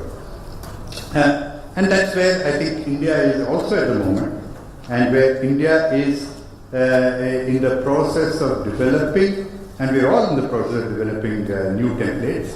I think Mr. Narayanan mentioned also the need to kind of recalibrate the templates of our management of relations with our immediate neighbors, I think in direct response to what China is doing, and also to a certain extent now influenced by the manner in which the Americans left Afghanistan and the situation that they created in the Eurasian space. Of course, dealing with Pakistan is a very different kettle of fish altogether, and I don't want to get into that because we are a billion people with a billion views on how to deal with Pakistan, and I don't want to spend the entire evening on that. We'll leave that for the time. But China, which is of course, as always, the elephant in the room, we talked about how we deal with China, and a number of statements were made here about management of relations with China, and Professor Masala particularly talked about taking sides. Now look, when we are talking about China and how India is dealing with China, if it's a simple question of taking sides between the US and China, it's a no contest, it's a no-brainer. We go with the US. And that's very clear, and that India has been saying. But the problem with this is that it's not as simple as that. We have multiple methods of dealing with China. Mr. Narayanan mentioned a period of engagement that we had with China, where unlike the West, which rather naively believed that China, by incorporating China into the world trading system, China would suddenly become like one of us. We actually have a border with China. We have a border dispute with China. And one of the path-breaking actions in trying to both manage relations with China and contain its aggression, if you like, was the agreement that, in fact, Mr. Narayanan signed in 2005, which is actually an out-of-the-box, very unusual agreement. Nobody has signed an agreement with China like that. China's agreement with Central Asian countries and with Russia on border was entirely different. Here was China actually agreeing that there would be some political parameters, not Chinese historical rights and what they will do, etc., all that is there, but certain political parameters on which they would agree to settle a boundary dispute between India and China. So So we have had various such efforts with China, and all of this comes out of the fact that we are the only country with a border with China. And we are the only country with a maritime, where China affects us in the maritime dimension as well as in the Eurasian dimension. So here, when we talk about aligning with America against China, as I said, it's a no-brainer. But our engagement with America, of course, let me also say that America, as has been said, is our most important bilateral relationship today. There's no doubt about that. Whether even if you leave aside the maritime dimension, you talk about from a political perspective, economic perspective, security, strategic, defense. In all these aspects, our strategic partnership with America, particularly starting from 2000, has grown enormously. And the maritime dimensions, where we are actually teaming up with America to as one of the elements of our Indo-Pacific initiatives, is a very important element of that, but it is not the only element. And it is also not the only element of what we are doing in the Indo-Pacific vis-a-vis China, because we are also building local alliances with BIMSTEC, the Bay of Bengal initiative, for example, in a very important segment of the Indo-Pacific, with countries of ASEAN, not ASEAN, but countries of ASEAN, because ASEAN has a very, very different profile vis-a-vis China. So we have a number of these initiatives, but we also have this other flank that we have to deal with, and that is the Eurasian landmass. The Eurasian landmass is one where Russia and China both seek to dominate an area which is really the neighborhood of our neighbors.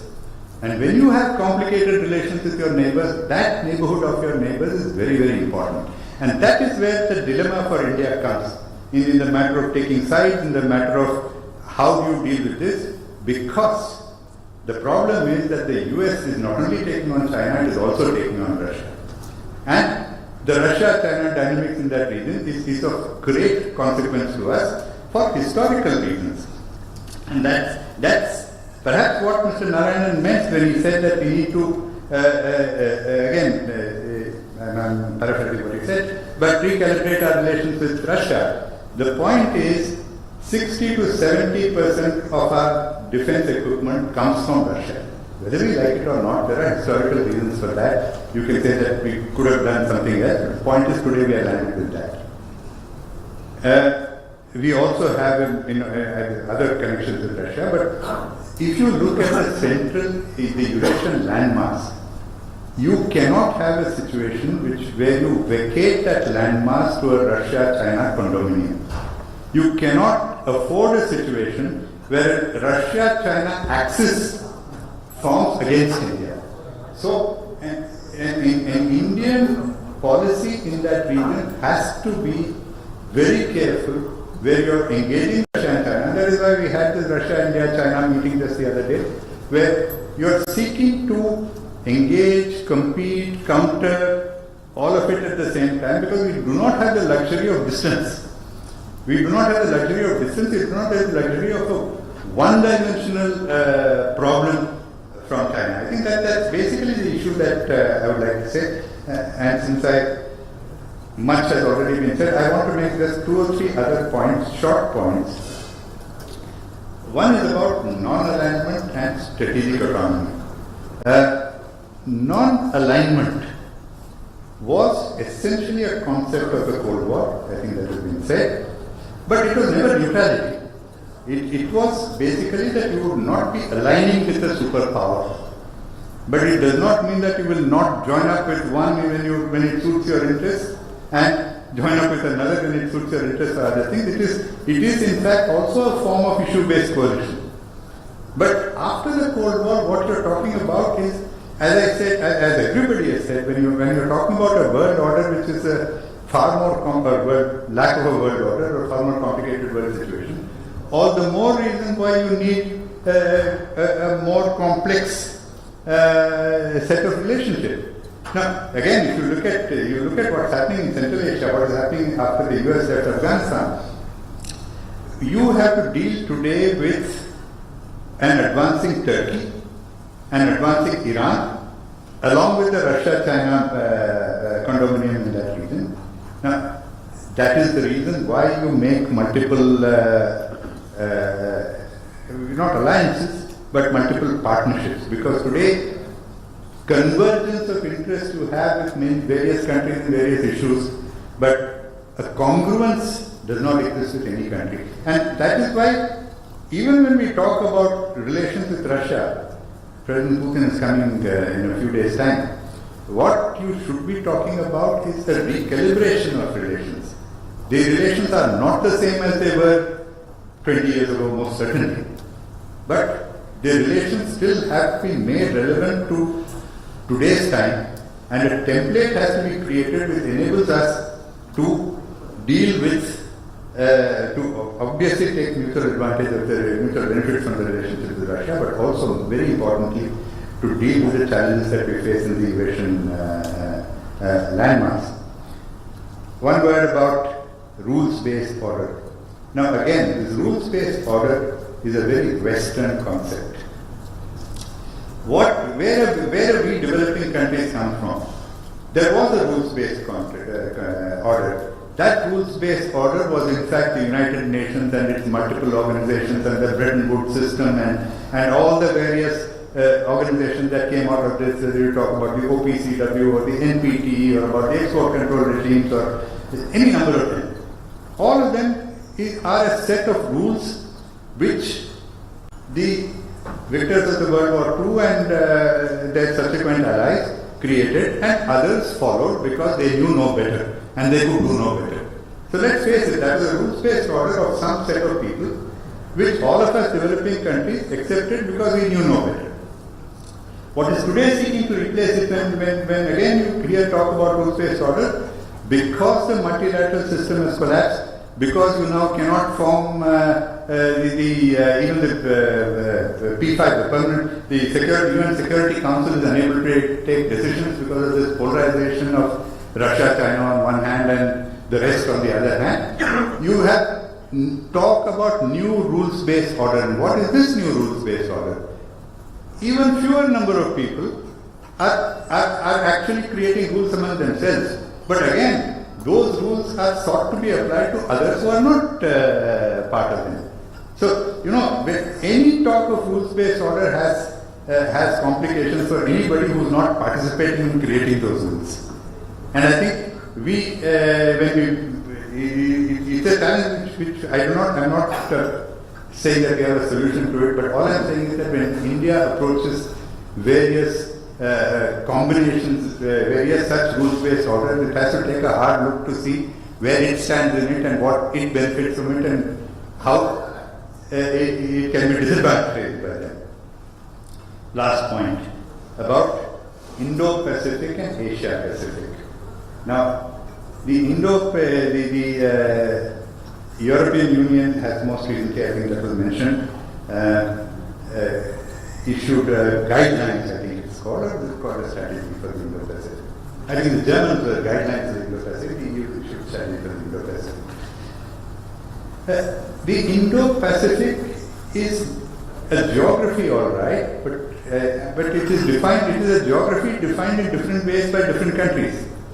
The EU, I think, accepts the geography that India talks about, or the Indian and the Pacific Ocean. But what preceded it was the Asia-Pacific, and that was not just Asia-Pacific was not just a geographical concept; it was a political concept. It was part of the World War construct, where it was an area which did not include India. It extended from ASEAN eastwards to the US, and it basically was an area over which the US had a security umbrella as to protect the region against the Soviet Union. And this is the origin of Asia-Pacific as an expression. So India was never part of the Asia-Pacific, and therefore, the Indo-Pacific, besides better geographical expression, is also a better political expression as far as India is concerned. And also, till very recently, when the West talked about Asia-Pacific or Asia, what did they mean? They meant China, but they meant China, Japan, Korea. India did not fit into that. So all of these are aspects that I think we need to think about when we are looking at constructs about rules-based order, geographies and so on. Finally, every geopolitical concept has to be considered from the place from which you see the world. Now, what we are dealing with today in a number of areas, we are dealing with analysis which are Western or Eastern analysis, now Chinese analysis, which actually describe the world as they see it from their vantage point and as they would like to make it from their vantage point. We need to see how we see the world from India's vantage point and how we would like to take it forward. And I think that is a conversation and a discussion which is still going on in India. Thank you. Thank you, Ambassador. A lot of interesting points made by all the panelists out there. May now invite. Before we get on with the discussion, we are very privileged to present a memento to Mr. M K Narayanan, who's been so gracious this evening to not only address this audience but also stay back and listen to all the panelists. Ladies and gentlemen, let's give them a round of applause and request President MMA to hand over his nominee to the please. Mr. Subbarav, handing over the memento.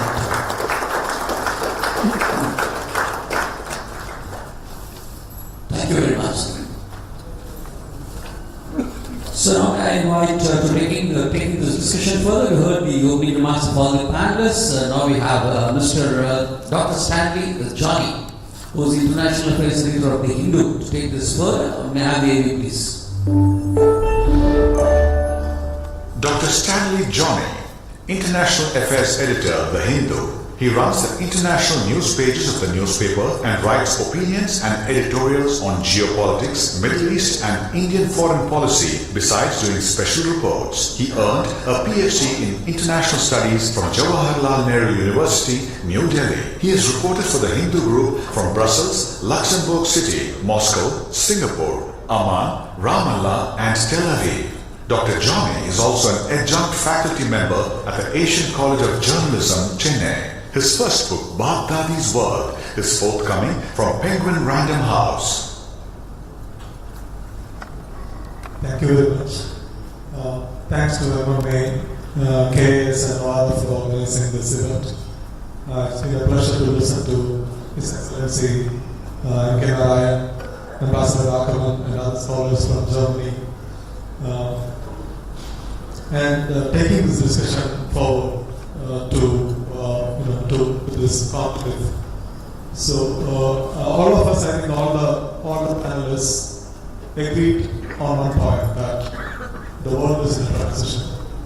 30 years ago, the United States emerged the victor of a Cold War.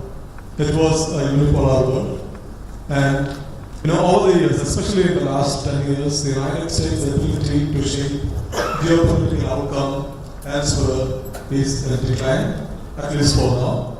And on the other side, you see China is rising fast, and Russia is reasserting itself in its periphery, and there are other power centers. And India, which leading economy, as well as which is going to become the most populous country, which is a natural power in the Indian Ocean region, as well as a continental power, is poised to play a major role in the emerging new world order, which is bipolar, multipolar, or whatever, which we will have to wait and see.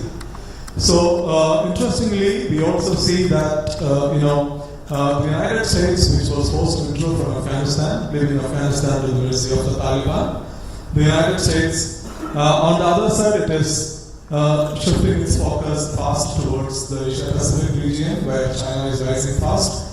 And China, you can see, as Professor Walker pointed out, is becoming more and more aggressive in its approach towards the region. So we are in a flux, geopolitically speaking, but at the same time we see opportunities and challenges in the world order. So having said that, I will move into I've got some questions, and I myself want to ask some questions to the panelists. So Professor Deiter, so there is, you were talking about globalization, and one thing that strikes me when we talk about globalization now After seeing the 2008 financial crisis and the rise of Donald Trump in the United States, there is a trade war between the United States and China, the world's two largest economies. So, is the golden period of globalization over? Donald Trump, he was defeated, but Biden seems to be continuing some of the Trump policies, especially on trade war, etc. So, how do you look at globalization in the modern, in today's world? And just adding to that, there is a question from Commodore Watson to you. So 2 decades after China entered WTO, it has manipulated the global system to its advantage. What corrections are possible to bring global harmony without serious conflicts, more so when China has derived all advantages and is in the driving seat now? Yeah, thank you very much. This is, of course, a challenging question, the first one. The future of globalization. Let me be as brief as possible. I continue to believe that in the international division of labor, broadly defined, is a useful concept. I believe that the reduction of poverty that we have observed from, say, the early 1980s to today, and I'm talking about pre-COVID times, from about 40% of the population that lived in absolute poverty to about 10% of the world's population that lived in absolute poverty is not exclusively but significantly attributable to trade and this international division of labor. And I cannot see that mankind, to sound a little bit dramatic, that mankind will abandon a concept which has been so useful. It has been useful for many countries, including, of course, China and Germany, and I think countries that are not benefiting from globalization as much as they could have ample opportunity to embrace it. I'm not unaware of the risks of globalization, but I think on balance it makes sense to embrace this concept of liberal trade, and I would, if there were time, add that of course in finance the risks are much greater than trade. It's much much more difficult to control international finance, and but that's a different story. I do, however, I would like to suggest that as much as we have talked about 2008 and this defining moment and the GFC, as the Australians called it, the global financial crisis, was a crisis of the United States, which has dented the credibility of the US approach to capitalism. But I have been working on financial crisis for a long period of my academic career. I've worked on the Asian financial crisis. The next crisis, we probably don't know it exactly yet, but is around the corner.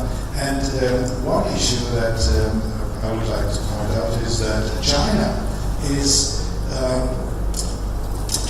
financial policies are not as solid as they could be. Put differently, and we have seen that in recent weeks, their real estate sector is outrageously oversized. The value of real estate in China is estimated to stand at $65 billion US. This is 2 years of G7 countries' GDP, and this is not sustainable. China's real estate sector is ready for a correction, and we don't know exactly what that would mean, and we don't know exactly whether this would affect political stability. So my take would be globalization is intact. The mechanisms continue to be interesting and attractive. We may see adjustments here and there. We may see shorter trade routes, and the supply chains may be shorter than in the past, but by and large it still makes sense not trying to grow bananas in Germany. That is a fact, and this continues to be a solid and reasonably well-established theory. The second question was on harmony, if I did get it correctly, and I'm not sure whether harmony is a concept that you find in international economic relations all that prominently. As a matter of fact, I don't believe in it. I don't believe that harmony is a good concept for economists. In the economic domain, we need competition, and competition is probably not the opposite of harmony, but certainly it does encourage competition encourages innovation, whereas too much harmony may lead to a neglect of innovation and so on and so forth. So harmony in the economic domain is difficult. Harmony in the social domain would be something else. And I think there's ample evidence and ample room for improvement of the social harmony in many societies, starting with the United States, but also in European societies, including mine. But that is not an exclusive economic question. It is a question of the redistribution of income that has been generated and so on and so forth. So here I see room for improvement. But in the economic domain, I'm a firm believer in competition, and I don't see that there is anything such as too much competition, and as long as the playing field is there. Thank you, Professor. Dr. Walker, in your opening remarks, you said that China is trying to change the rules of the order, the rules-based order. It's trying to change those rules. So let's say, hypothetically speaking, given its resources and the resolve of the Chinese leadership to pursue this more aggressive economic and foreign policy, do you think China would succeed in its attempts to change the rules of the global order? First of all. And secondly, there is a question for you from Subramanian C, Senior Research Analyst at Chennai Center for China Studies, who says, today we see a clash between two governance systems. One is democracy and the other is the Chinese Communist Party. What are the critical issues confronting China that democracies can bank on to gain a foothold over China and Chinese destabilizing actions?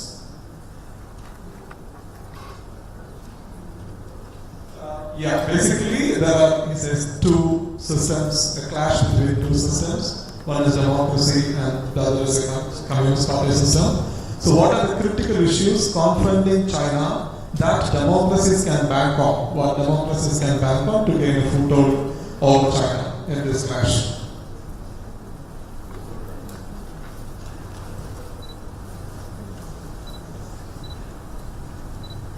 The first question was about how likely is China to succeed.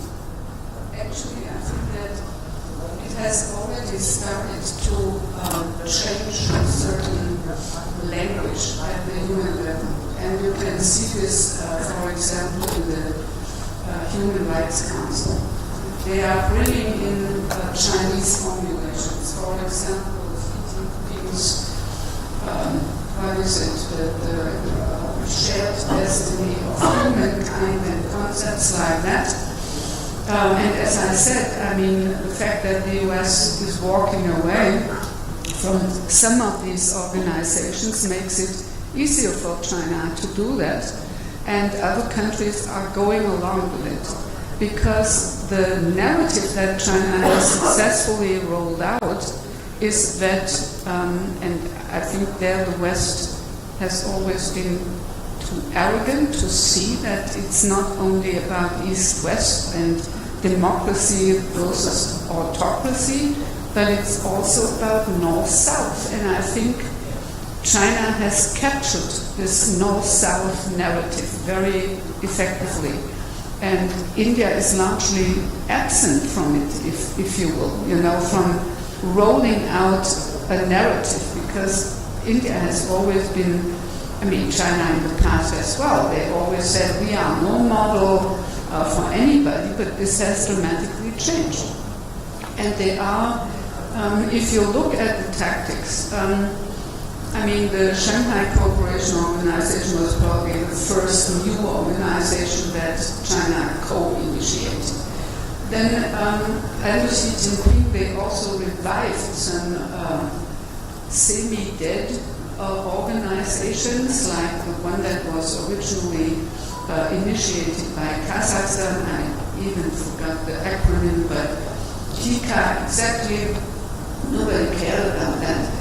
China is holding summits on the internet and cyberspace.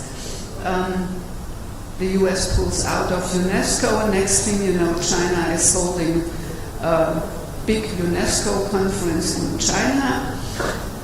The question is, and the Belt and Road Initiative is, in my eyes, the most successful narrative the Chinese have ever rolled out. Much more successful, for example, than the harmonious society and the harmonious world, which was propagated by Hu Jintao, but that never quite caught on because nobody understood it really. But the Belt and Road, that's something, it looks tangible. It created a lot of expectations. It picked up a buzzword that was around anyway. So China is very clever in rolling out these narratives. I mean, look at the videos they produced.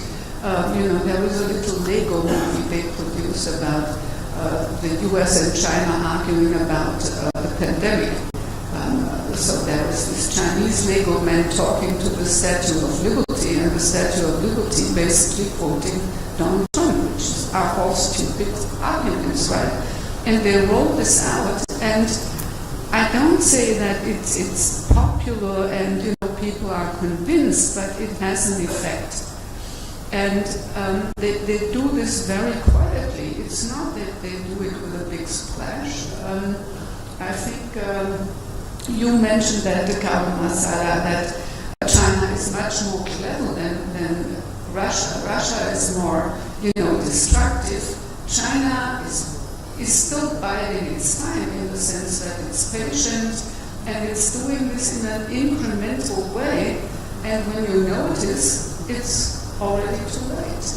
And so I think, yes, for example, in the South China Sea, they haven't changed the rules. They still say, we adhere to UNCLOS, we don't challenge the freedom of navigation or anything, but they have changed the facts on the ground.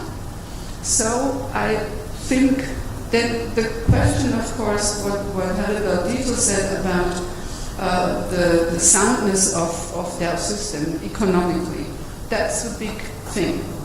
The fat years are over, and I think that the Chinese leadership knows that.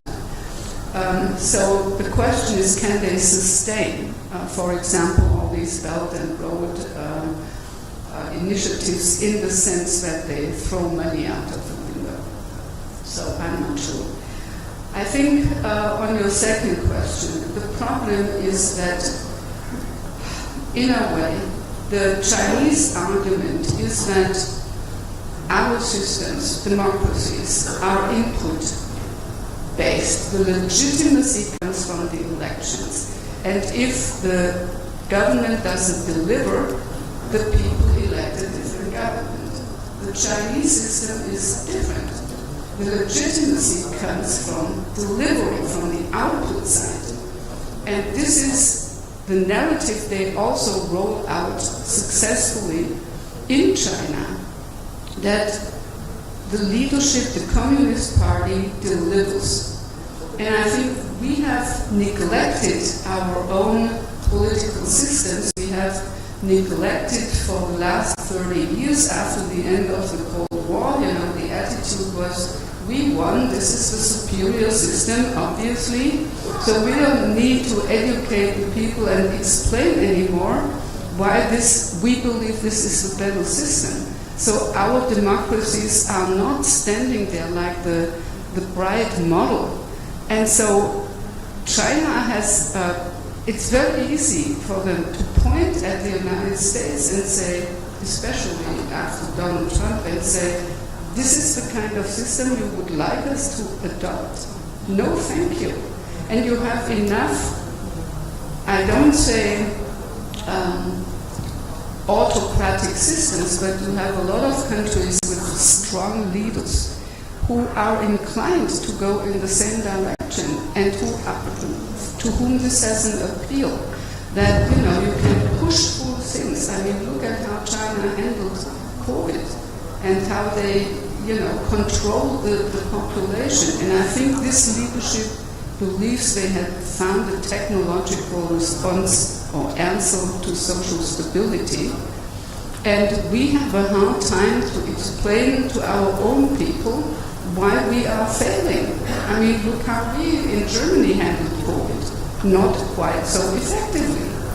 So I think we have a problem, and we have to get our act together, and we have to think very seriously about why we want to live in democratic systems, and we have to become better and more resilient, and that's all I can say.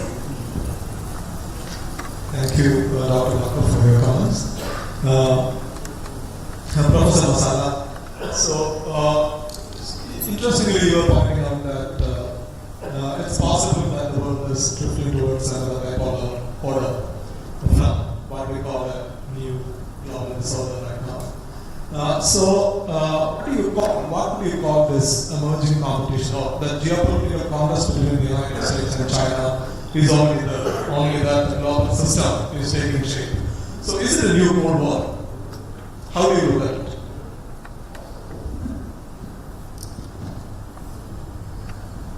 Well, this is one of the most debated questions, whether you can call this upcoming situation already now a Cold War or not. I understand the old Cold War was characterized by a mixture of a power competition but also an ideological competition. I miss the ideological competition. I mean, the attempt to overthrow governments and to basically install China-like governments somewhere else in the world. So this is missing. But we had in academia a distinction between the term Cold War and East-West conflict. The East-West conflict meant both sides were present, power competition and the ideological competition, while the Cold War was more focused on the power competition. And I think if we limit this to, if we limit the term Cold War to pure power competition about primacy, then yes, I would call it, of course, a new Cold War. It's different than the old one, and we should not look for recipes how to basically deal with the new Cold War by looking at the American-Soviet rivalry.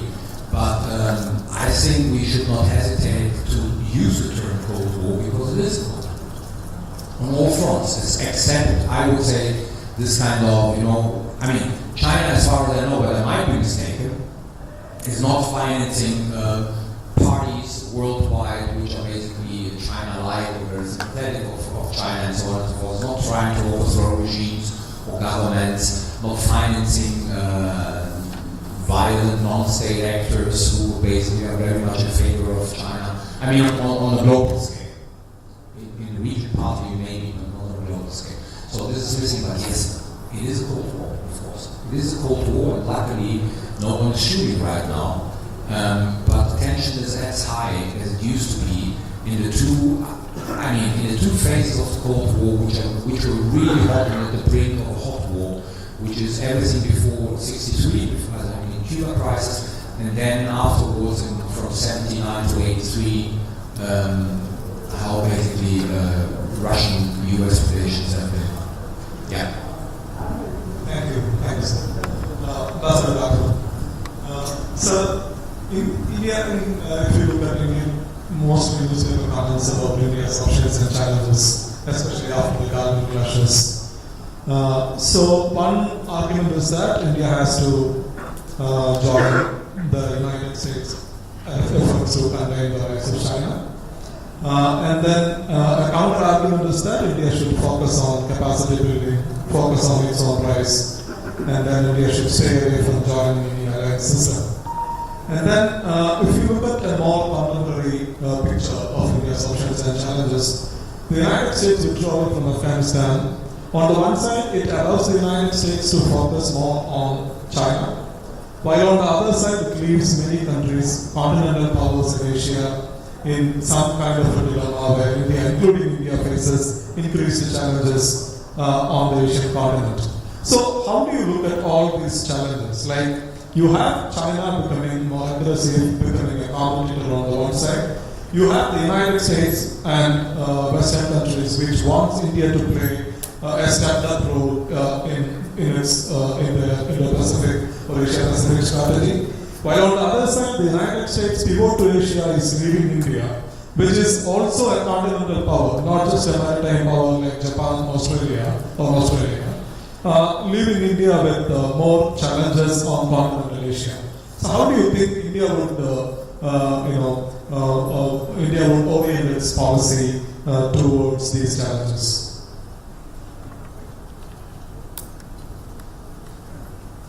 Well, the first 2 points you made are not incompatible with each other. They're perfectly compatible with each other. You need to work with the US. I don't like words like countering China or condemning China, but let us say drawing China into a more cooperative order, because that's what we really want. Everybody has a very high level of economic cooperation with China, and an engagement that is pretty deep. So, drawing China into a cooperative order, building India's capacity, they're not incompatible with each other, and they both have to be done. Now, the point I was making also about the continental order is that we also have to protect our continental flank. And protecting our continental flank is to get involved in the rather messy politics that already exists in that region, and which is becoming messier and messier as time goes on. And we need to find our own solutions to that.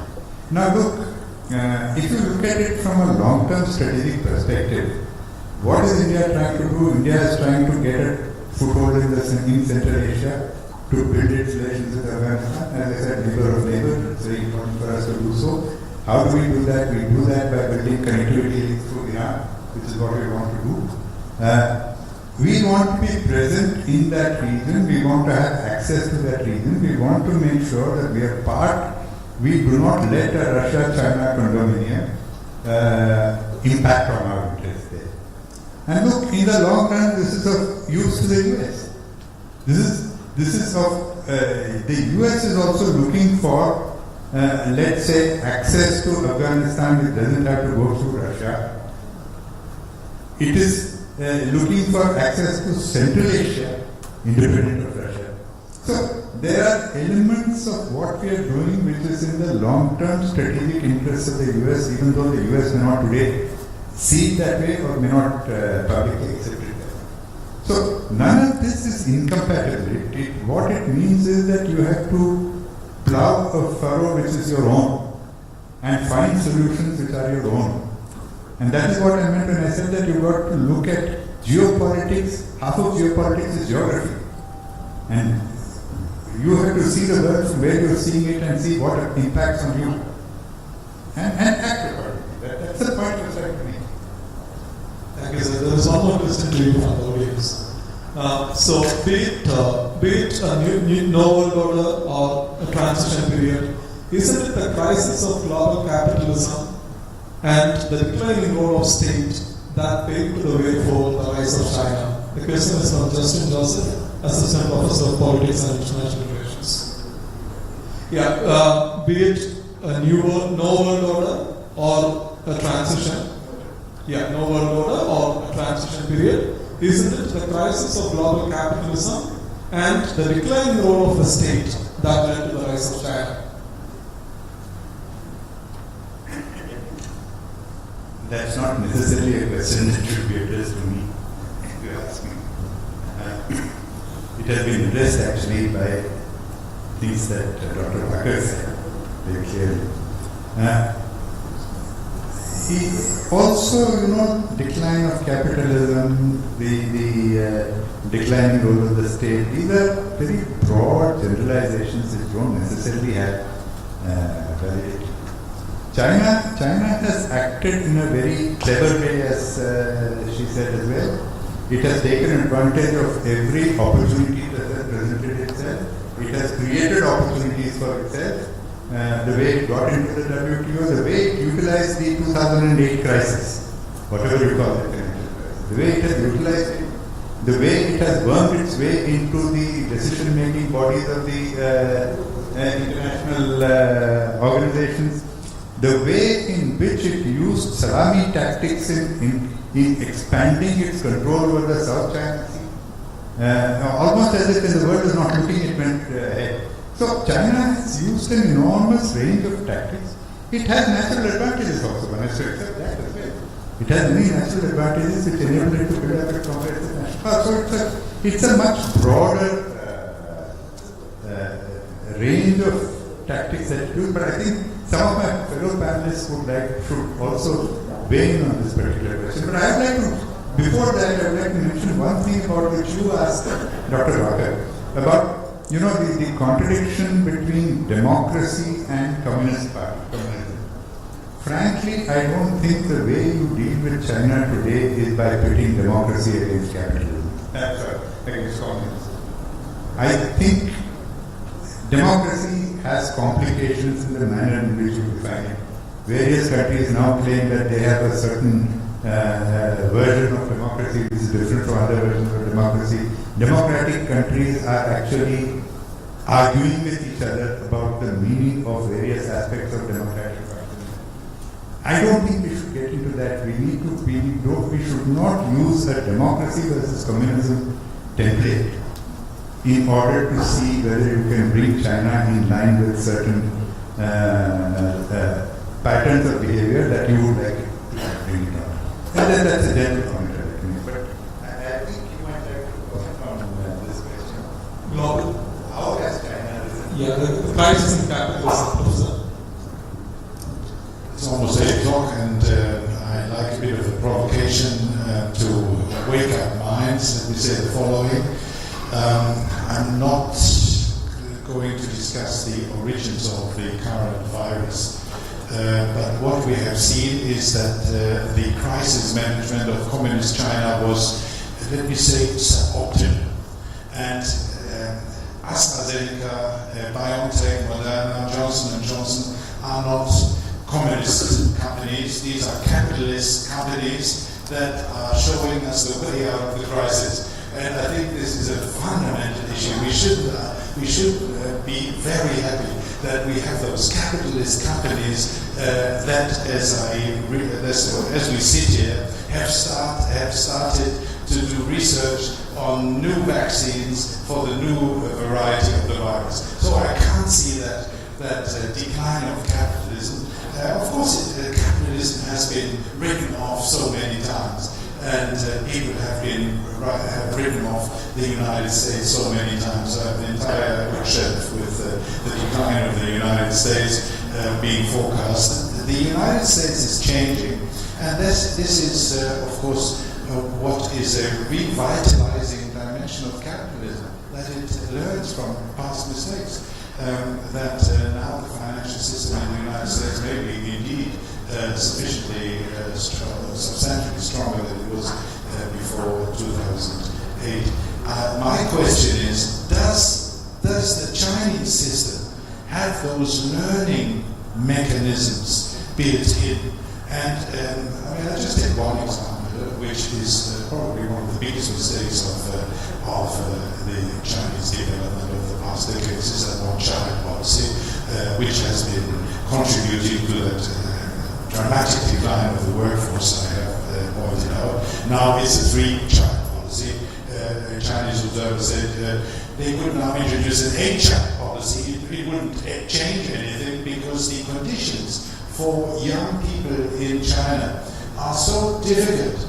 If they want to find an apartment in which they can accommodate a family, if it's anything in a reasonably sized city, you're looking at $1 million US. How do you want to finance that? So my question is non-capitalism or the Chinese model, is it more capable of continuous learning processes than capitalism Western side, which has so many faults, we could spend the entire evening on that.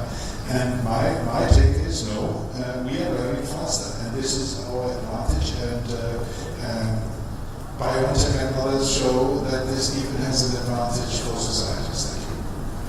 Thank you. We have 5 minutes of you. There is one quick question I would like to talk about from the audience. What is the real intention of China in its aggression towards India in the context of the border clashes?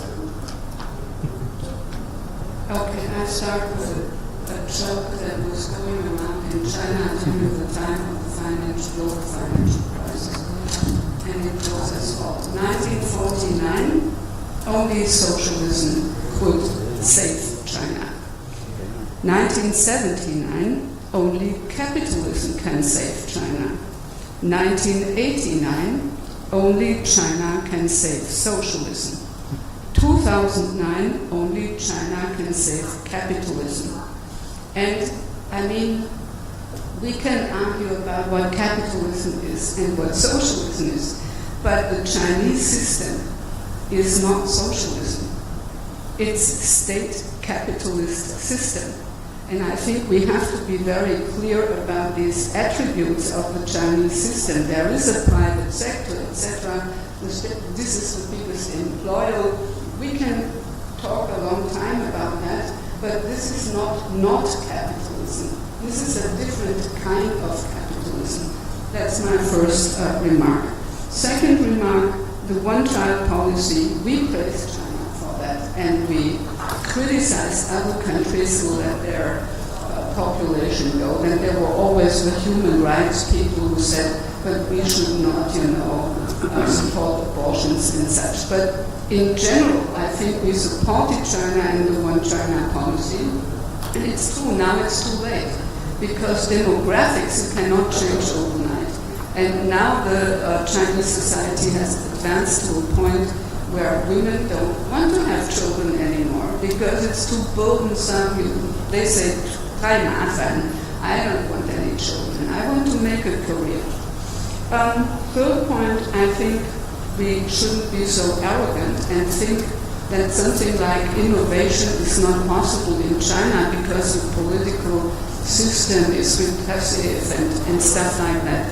I think the Australian Prime Minister told Angela Merkel that the drivers of Australian policy vis-à-vis China are fear and greed.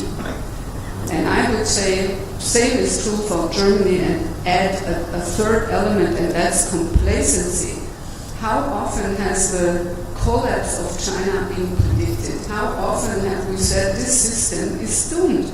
And the Communist Party has always found a way to adapt. So it's all I'm saying. I'm not saying it's not possible that China collapses very soon, but it has been predicted very often, and so far the system has proved to be very resilient to all our, collapse theories. The real intention, as I said earlier, as far as China is able to do it, it wants to win without fighting. So the clashes at the border, of course, it considers the territories that it claims as a core interest of China. And there they are not willing to make compromises. Although they have been willing in the 1990s to do just that. Look at Vietnam, where they not only had an agreement on the land border, but also the maritime border, which is an exception. But this time is over. So I don't think that China will compromise on territorial issues anymore.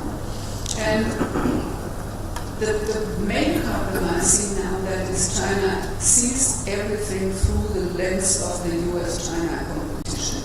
So it interprets everything that India does or any other country does through this lens. And that's a problem for all of us because it leads to wrong conclusions and it might lead to wrong actions from our perspective. Thank you very much, Professor Data, Professor Masala, Dr. Waka, and Ambassador Raghavan for this illuminating conversation we had just now. Thank you very much, everybody. Thank you, Dr. Stanley Johnny. Ladies and gentlemen, the entire panel deserves a very big round of applause. You can fabulous and forthright with your opinions. Time for closing the conclave. I invite Mr. Pankaj Madhan. Ladies and gentlemen, presenting Mr. Pankaj Madhan, before that the AV, please. Mr. Pankaj Madhan, Deputy Head Office and Head Programs, Konrad Adenauer Stiftung. Mr. Pankaj Madhan is Advisor and Team Leader Programs at the New Delhi office of the Konrad Adenauer Foundation. He has been the foundation for 22 years in various capacities and is responsible for conceptualization of development and dialogue programs, research and editing, budgetary evaluations and monitoring, and liaising with ministries at state and centre levels, both members of parliament and state legislatures, government departments, political parties, media and apex bodies. Prior to that, he was with the Indo-German Export Promotion IGEP project of the GIZ. Look forward to closing remarks, Mr. Pankaj. Well, thank you very much. Good evening, ladies and gentlemen, excellencies, advisors, professors, and of course, an event like this is never complete without a person from the press. We have had a very interesting evening, discussed a plethora of issues. We started with multilateralism and various, and we were supposed to be focused on India, but as is the want nowadays, we end up talking China more than talk India. But so that is the case, and but it is, and I'm the person who stands between you and the cocktails dinner comes later. So let me be very quick and sum this event up that we have had the privilege of being a part of. So we started with the eminent President, Mr. Subbarao, who was very effusive in his welcome of the dignitaries on the dais, the audience physically present as well as virtually from Chennai, Pondicherry and other places, and the virtual world. He focused on the development that India had achieved, its advantageous geography, and the possibility of it developing into a global power. Mr. Redler, Resident Representative of KAS to India, traced the challenges to multilateralism as emanating from countries like China and Russia, and the possibilities of like-minded democratic nations coming together to present a united front to these challenges, and with special emphasis on EU-India cooperation. And then, of course, Group Captain Vijay Kumar, in his own, slick style, as I say, presented the mandate, the MMA magazine, with marvelous features like embedded videos, easy shareability, with the use of state-of-the-art software. And then he came to peace the response, Mr. M K Narayanan, who began the keynote address by giving a special word of thanks for the audience braving the weather to be at this event, and of course a very formidable panel. In his opinion, the rule-based world order hardly existed. He asserted that 21st January century appeared adrift, in deep contrast to the last decade of 20th century. He proceeded ahead to compare the various respective attributes and said that today neither there was a bipolar or a multipolar world, with geopolitics center of gravity having shifted to Asia, and the foremost challenge to the world order being the Chinese quest for global hegemony on all fronts, be it geoeconomic or geographic or geopolitical. Even the West Asia seemed to have become a maneuvering ground for gaining influence by China, Russia and the nations of the region. Abraham, of course, he did mention being the only positive, though of not much consequence. In his advice to India, he said that India needed to seize the leadership of a world adrift and to revive its leadership of its non-aligned group of nations, while not shying away from taking hard decisions regarding China and Pakistan to address the underlying tensions. The enemies at the gates, he said, and India needed to enforce the adherence of the agreements on border issues, the ones in 2005 which he himself had signed. I too would do that. And reopen lines of communication with Pakistan in spite of its perfidious behavior. India also should work harder to revitalize relations with Russia, and South as well as West Asian countries. The panel discussion that ensued started with an input statement from our very own Professor Herbert Dieter, of whom I am a great fan. He concentrated on the economic dimension, of course, and was of the opinion that the global economic governance returned to a new economic iron curtain, with China being deprived of sensitive tech like the semiconductor manufacturing, and that the politics of economics have assumed a new importance. WTO had design problems, and wherein any country could certify itself as a developing country, the ridiculous aspect is China did just that and still continues to be a developing country. He pointed out Chinese labor costs were high, the workforce had shrunk by 25%, and productivity was decreasing with CPC interference, forming a formidable disincentivizing combination for attracting investments in new supply chains, while India, the situation was quite to the contrary, and that was an opportunity that India needed to exploit, and exploit it quick. Dr. Gunther Walker was of the opinion that for China, the world changed with the financial crisis of 2008, when he thought the time for waiting was over, and under the leadership of Xi Jinping, it became aggressive in its approach with a toolbox full of sticks, also some carrots. Their work from warrior diplomacy had caused a economic and geopolitical shift, and the world was looking to lower its dependency on China as a result. Professor Masala agreed with Mrs. Walker that the world was in transition and was shifting from a unipolar world to a bipolar one, but this, at the current juncture, was an in-between phase of world disorder, characterized by revisionist powers Russia and China, China was far cleverer than Russia and was rising. They were in a partnership of convenience, multilateral institutions had become less functional, and new forms of cooperation were devised. He further enunciated that Asia was the new epicenter. Well, that was nothing new also, because M K Narayanan also said that. And so whatever would happen here would be responsible for the new future world order. How US deals with Taiwan situation would send a critical message to the rest of the world.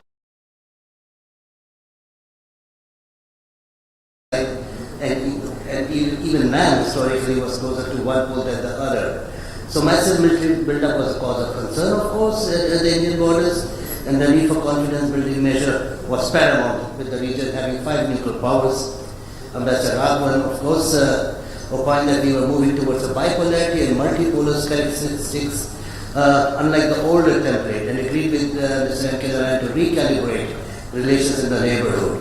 But management of relations with China was, of course, critical. Dr. Stanley John, of course, then took up the question and answer session and conducted a discussion. Professor Dieter, in response to his question, pointed out that globalization had benefited the world and was not a redundant concept. It had lifted a huge chunk of people out of poverty, and the world could not afford to sort of make it redundant.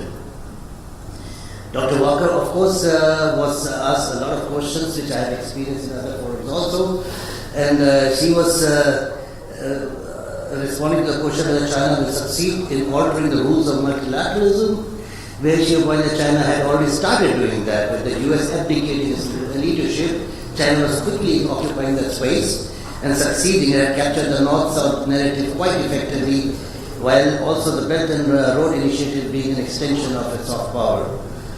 The whole process was scary, and by the time it was noticed, it was already too late for the world.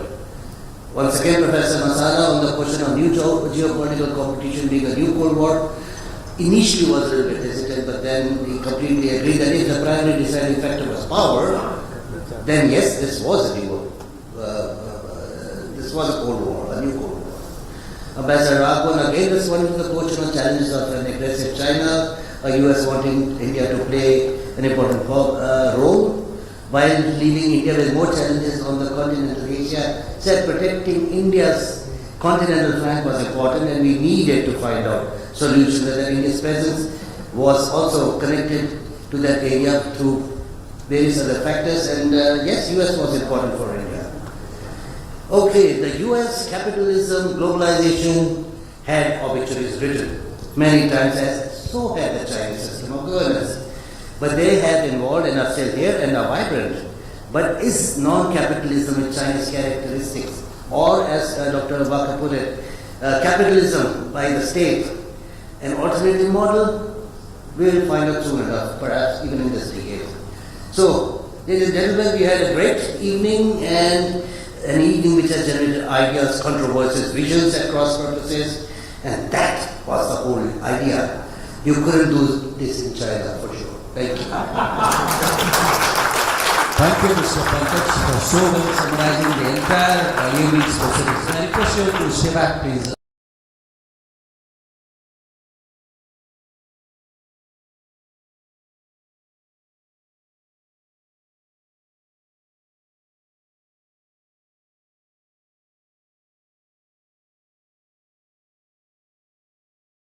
All the panelists, let me commence by inviting Professor Dr. Herbert Peter and President MMA, Mr. C. Subbarao. May I request you to present the memento, and other dignitaries, Mr. Pankaj, now join, please.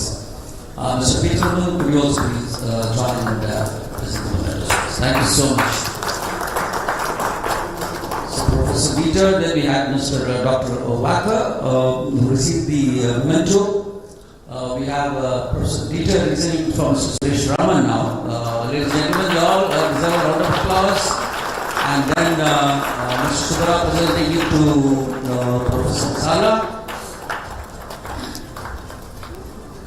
Thank you. Thank you, sir. And then we have a memento being presented to Dr. Stanley Johnny. Professor to Ambassador Raghavan, please. Thank you, Ambassador Raghavan, for spending the time with us this evening.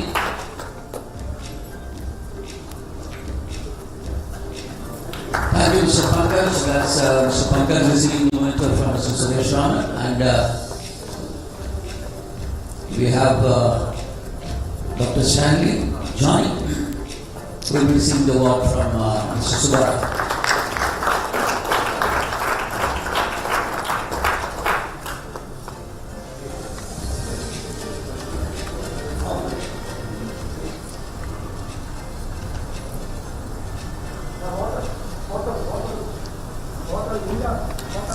Subbarao is the memento to Mr. Peter Narayanan.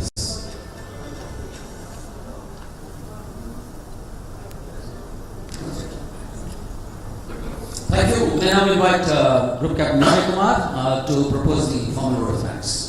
Thank you, Rohit. What a fascinating evening. I want to be there between you and the lovely cocktail dinner. And first of all, let me thank so many people to thank, especially Mr. M K Narayanan.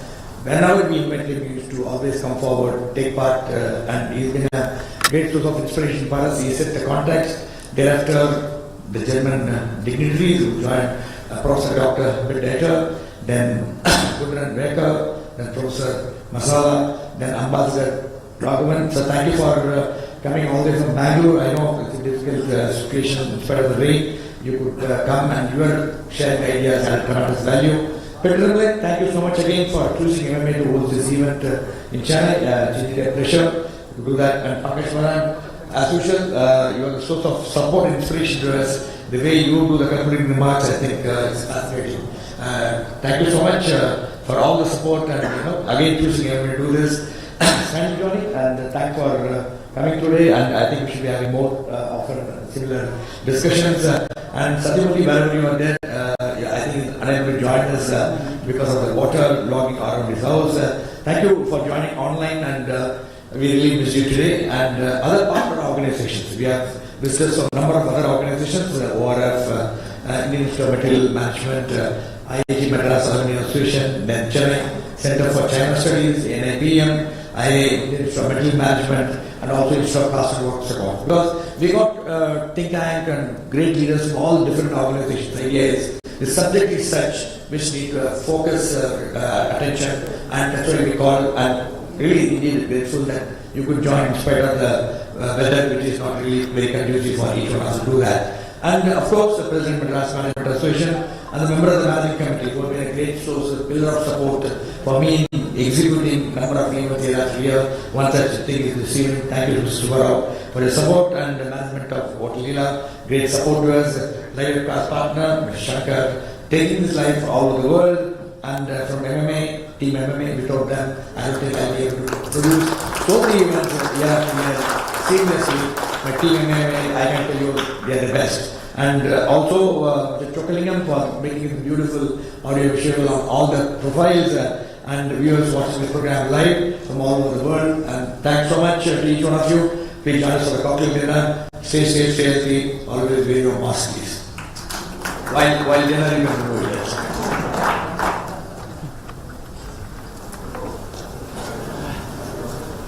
Done.